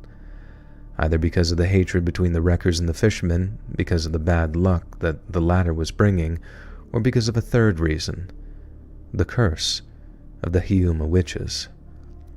Now, I don't believe in all that kind of thing, but it's worth mentioning because a lot of people around Hiiumaa do believe in it. Oh.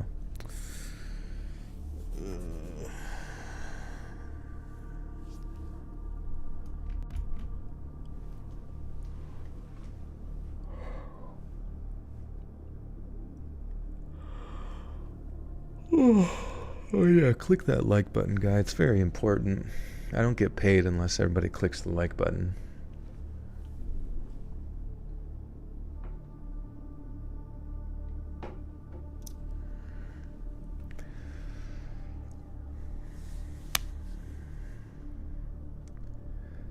Now, I don't believe in this kind of thing, but it's worth mentioning because a lot of people around Hiiumaa do believe in it. And as we all know, believing can make a regular person do some very strange things. There's a local legend which says Hiiumaa used to be home to a coven of witches who would cast spells, shapeshift, or summon storms, especially to sink ships or cause bad luck to unwanted visitors. One story claims that many hundreds of years ago, a fisherman insulted a group of witches and they cursed his family.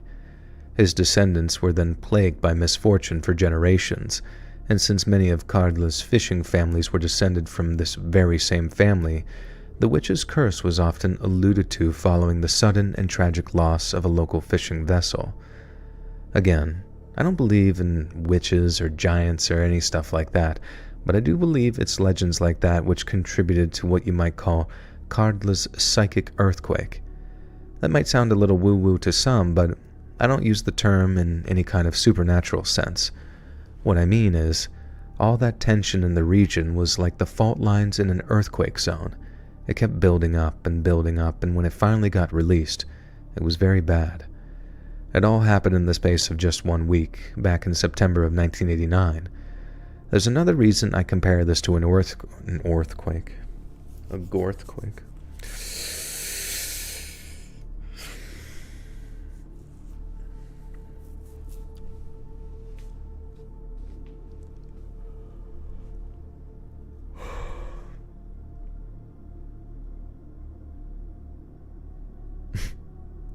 Tension in the nether region.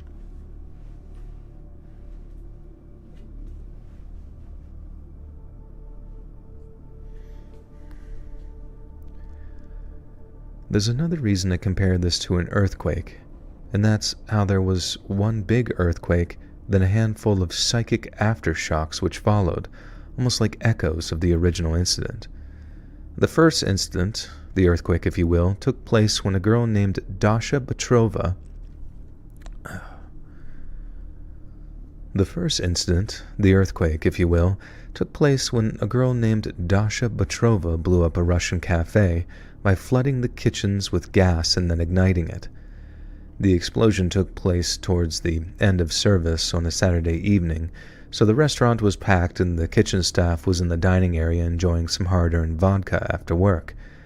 And by the time they smelled the gas, it was too late. And when all was said and done, 14 people ended up in a hospital, some with life-threatening injuries, and 5 more ended up in the morgue. The authorities were quick to blame anti-Russian sentiment and were ready to use it as an excuse to arrest dissident Estonians who were suspected of raising support for an independence movement. But when it was discovered that the perpetrator was none other than a 16-year-old Russian cocktail waitress, everyone in Kardla was stunned. Dasha had no history of violent or destructive behavior. By all accounts, she was quiet, fairly popular, and she did well in school. But what caused a well-behaved, unassuming schoolgirl to suddenly want to blow herself up and take as many people as possible with her? Police were still trying to figure out what the hell had happened, when just 2 days later, a Russian fishing boat worker swerved his car into a line of school children, all waiting for the bus to school. He was blackout drunk at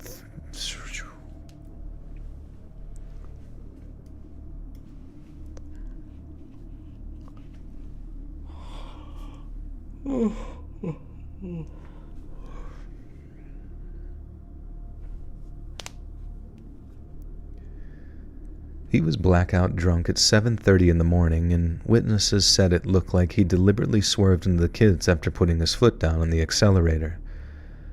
The drunk must have knocked himself out after slamming into a wall because he stayed in his driver's seat until the police showed up to drag him out of it. But when they did, he was laughing. Everyone saw it too. The police, the medics, all the members of the public running around trying to save the kids' lives, they all saw it clear as day. Because when the drunk saw what he'd done, he started laughing so hard that you'd have thought that he was about to piss his pants. As they dragged him to the police car, that drunk was shouting, "On din diva tree, cheat." Fucking Christ, what is that? Oh my God. Odin dva tree, on Odin dva tree, chitairi. 1 to 4, okay.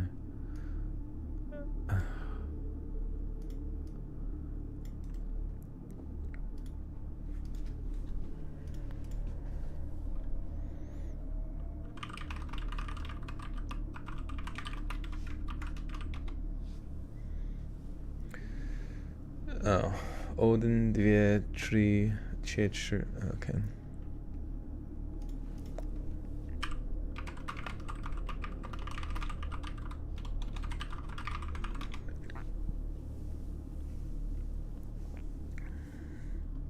Adin, 2, 3, chitaire. Wait, what is it? Chitaire. That's 4. Chitaire.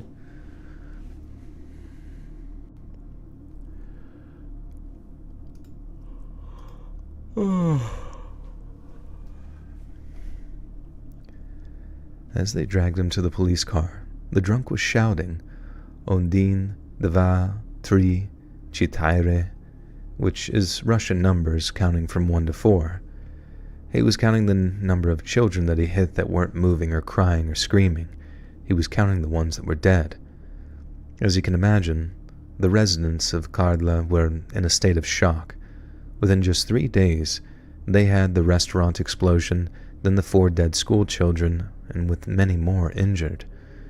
And the local medical clinic was completely full, so many of the kids had to be taken to the mainland for proper treatment. It was so shocking to people that it almost felt like a war had started. It felt like we were under attack from some unknowable force from the outside. But after the incident with the kids, people told themselves in typical Estonian fashion, well, now things can't get any worse, so it's all uphill from here.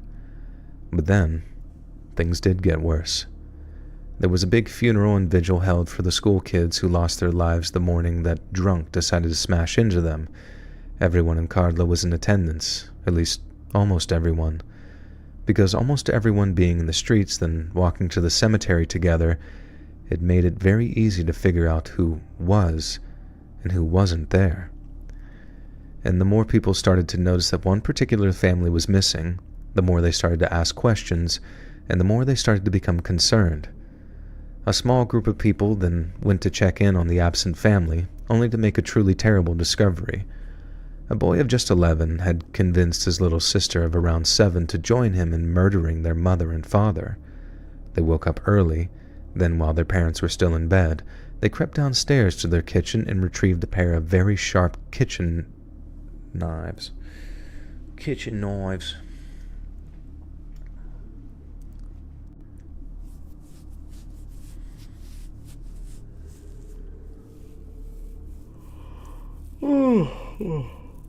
Yeah, where's the witches in this? And they're cursing the whole town?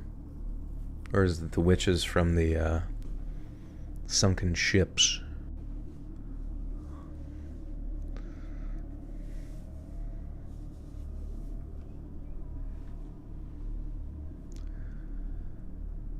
They woke up early, then while their parents were still in bed, they crept downstairs to their kitchen and retrieved a pair of very sharp kitchen knives.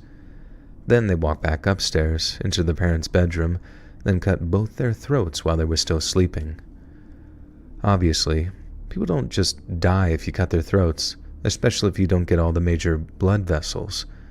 So instead of pumping out blood so fast that they were too weak to move or scream, the kids' parents tried frantically to both stop the bleeding and to stop their children from attacking them.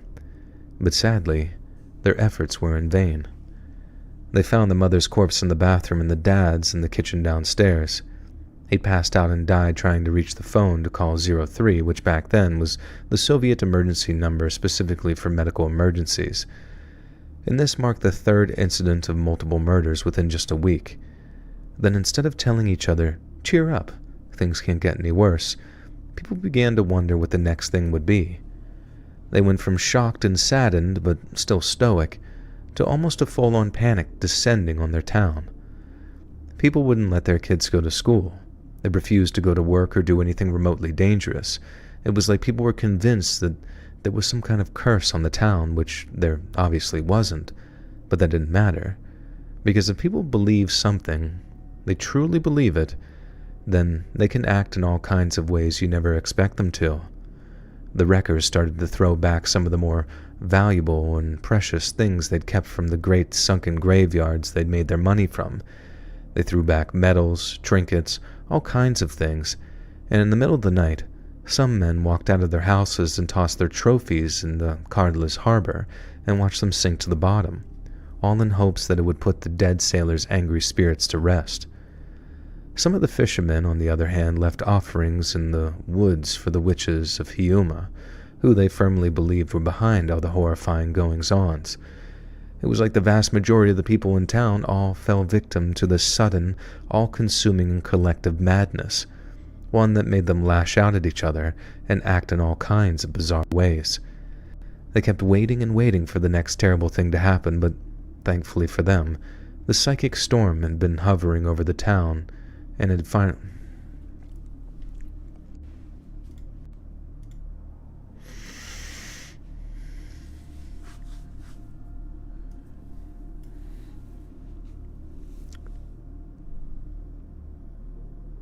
Yeah, I don't know. You want to do crocheting, though, like plushies? Yeah, maybe you can make a plushie for my channel.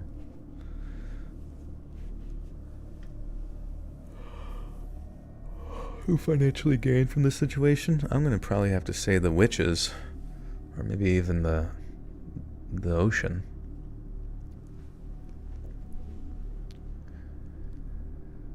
They kept waiting and waiting for the next terrible thing to happen.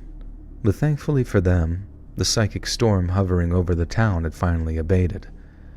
Again, I don't use that term in the literal sense, but to me, it's the only term that actually broaches on what happened during that 1 week back in 1989.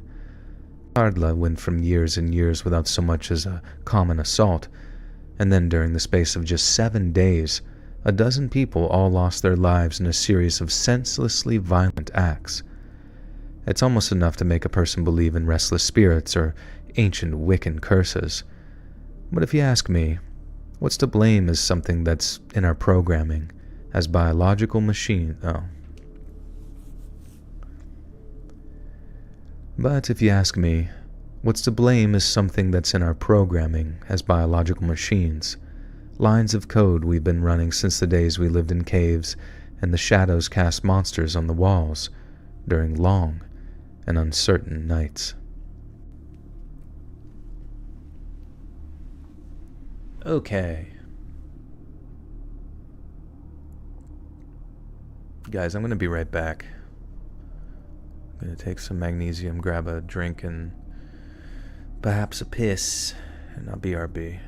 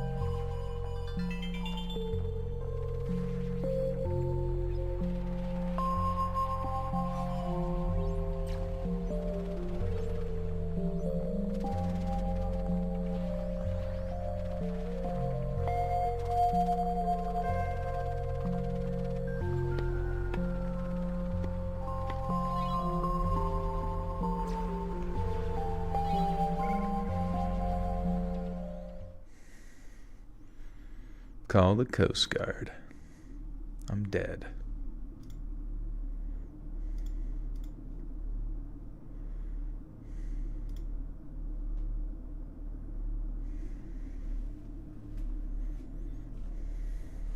Oh, this is like a really short one.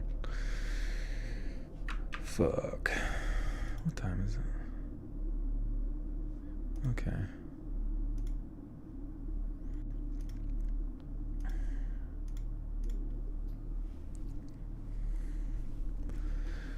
My butt raw. Yeah, just sitting there. I went completely numb, sitting on the toilet. The turlet. It's adventure time. Come on and tell your friends.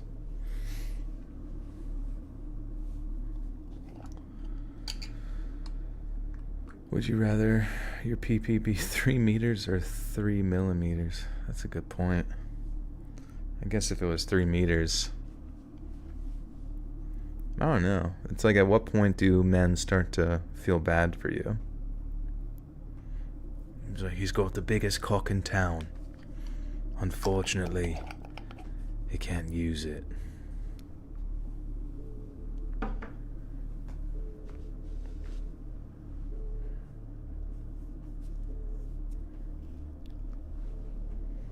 Special pants, yeah. What's up, Brad? My special penis pants.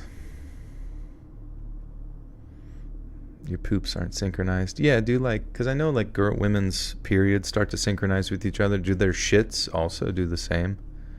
Is that something that happens?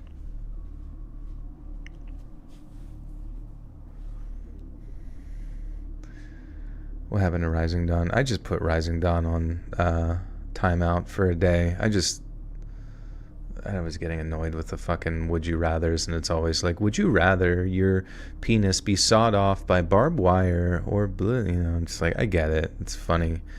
But then they were like, somebody was arguing about racism as well with them, and I'm like, this is fucking, just stop talking, please.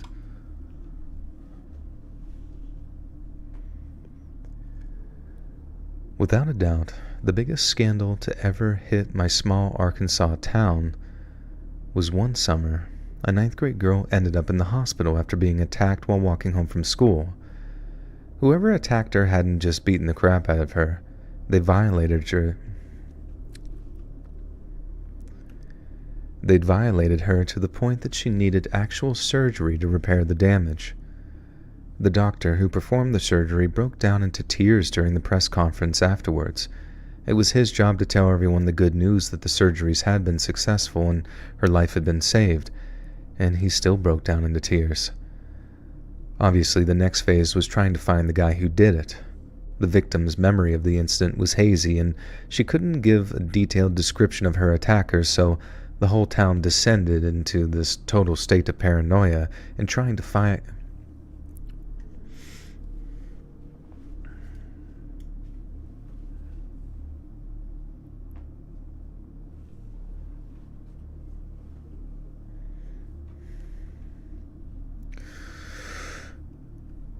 So the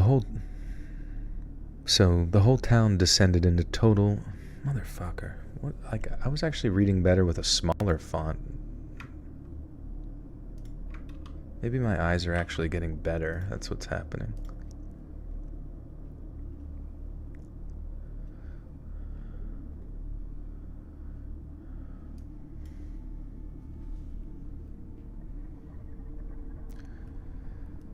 The victim's memory of the incident was hazy, and she couldn't give a detailed description of her attacker, and so the whole town descended into this total state of paranoia trying to figure out who it was.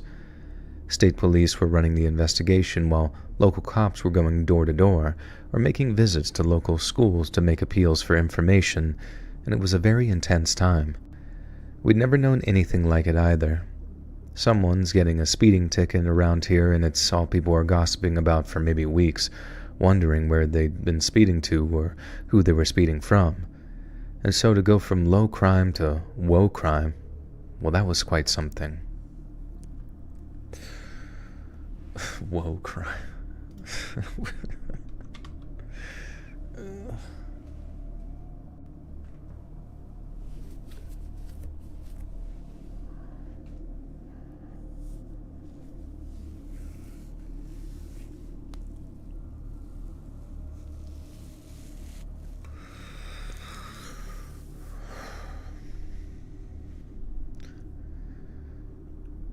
So to go from low crime to woe crime, well, that was quite something. Everyone was praying the attacker would be found and that they'd be found fast. And then out of the blue, a local pastor walked into his 17-year-old son's bedroom and shot him point blank in the head. It was his wife, the boy's mom, who called the sheriffs on him, and she was still there screaming bloody murder when the deputies showed up to arrest him. The pastor didn't resist. He just let the boy's cuffs... It was his wife, the boy's mom, who called the sheriff. Okay.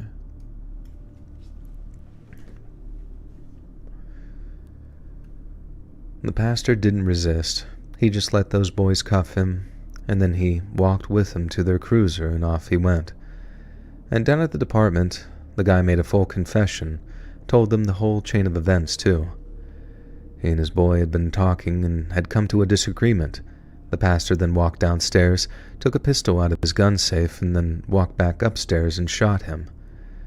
He told them what gun he used, the caliber of the bullet, everything except why he did it. The deputies asked him over and over what it was he and his boy disagreed over, and why it was so bad the pastor felt he had to shoot him afterwards. But no matter how many times they asked, no matter how many times they phrased the question or threw out guesses, the pastor wouldn't say what caused it. He simply repeated what...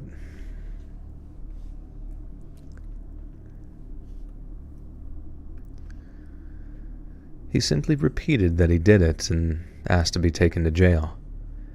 Officially speaking, no one knows why the pastor killed his boy, just over a week after that 9th grader ended up in the hospital. But off the record, we all know why. And it's the reason the girl's attacker was never caught. The only thing that really remains a mystery to everyone is how the pastor found out, because outside of a straight-up confession, it's hard to imagine how a father might come to learn something like that from his own flesh and blood. There's a lot of speculation around here, some of good-natured... Wait, what?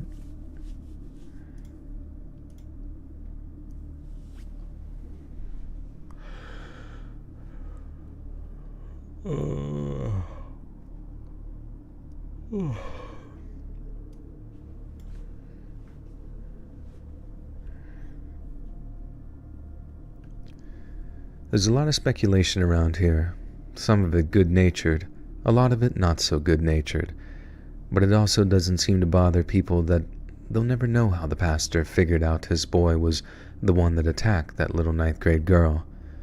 Because however it happened, some folks around here are very much of the opinion that the pastor did the right thing in putting his boy down.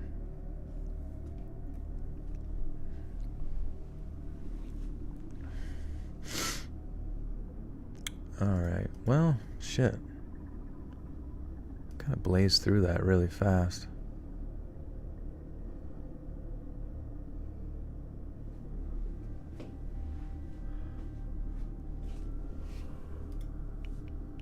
What was that? How many words was that? Let me just check.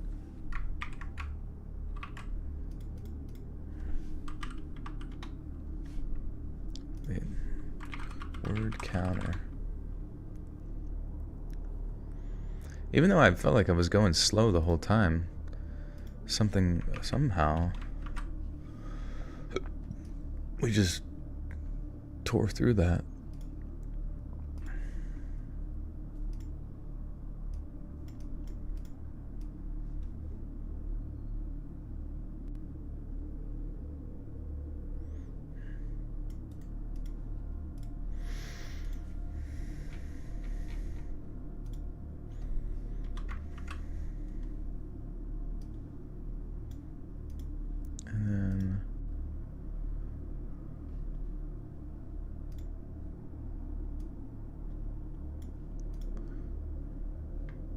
Wait, which one did I put? Oh, god damn it.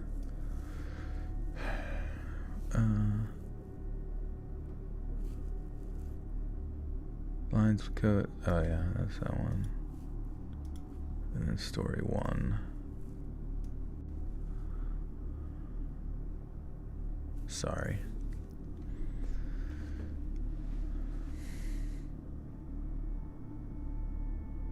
That did feel really short.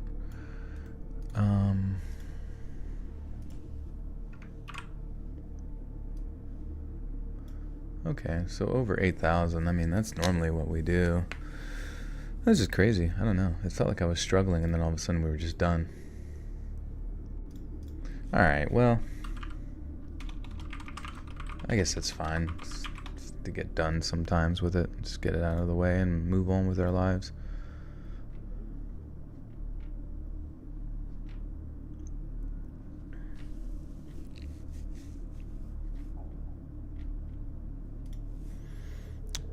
Magnesium, yeah, kicked in. Yeah, it kicked in. I can see straight again.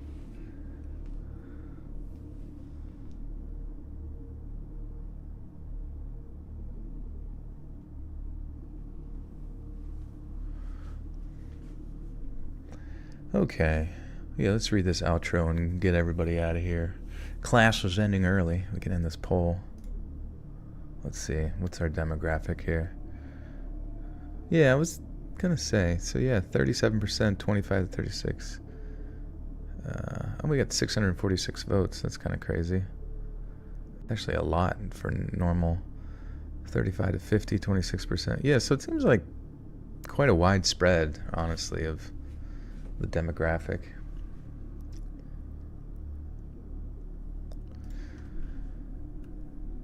Hey friends, thanks for listening. Click that notification bell to be alerted of all future narrations. I release new videos every Monday and Thursday at 9 p.m. EST, and there are super fun live streams every Sunday and Wednesday night.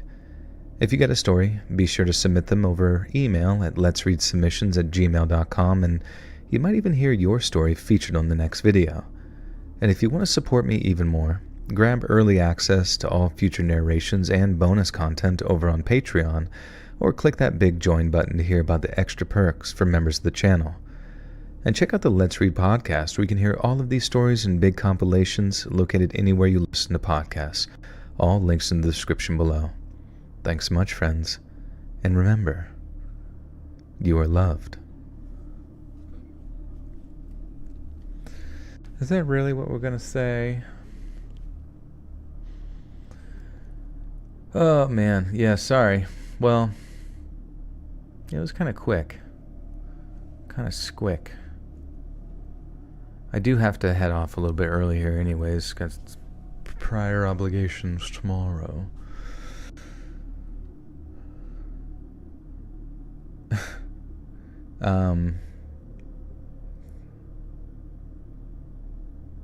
Alright. Well, yeah. Anyways.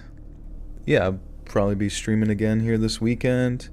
If I get inspired to do another gaming stream, I might do it on a Saturday. But otherwise, you can look forward to another one coming Sunday. I think we'll be doing Halloween stories then. Hoping they'll be scory and scary. But, alright, friends. Well, I hope you guys have a great schmeevening wherever you are in the world.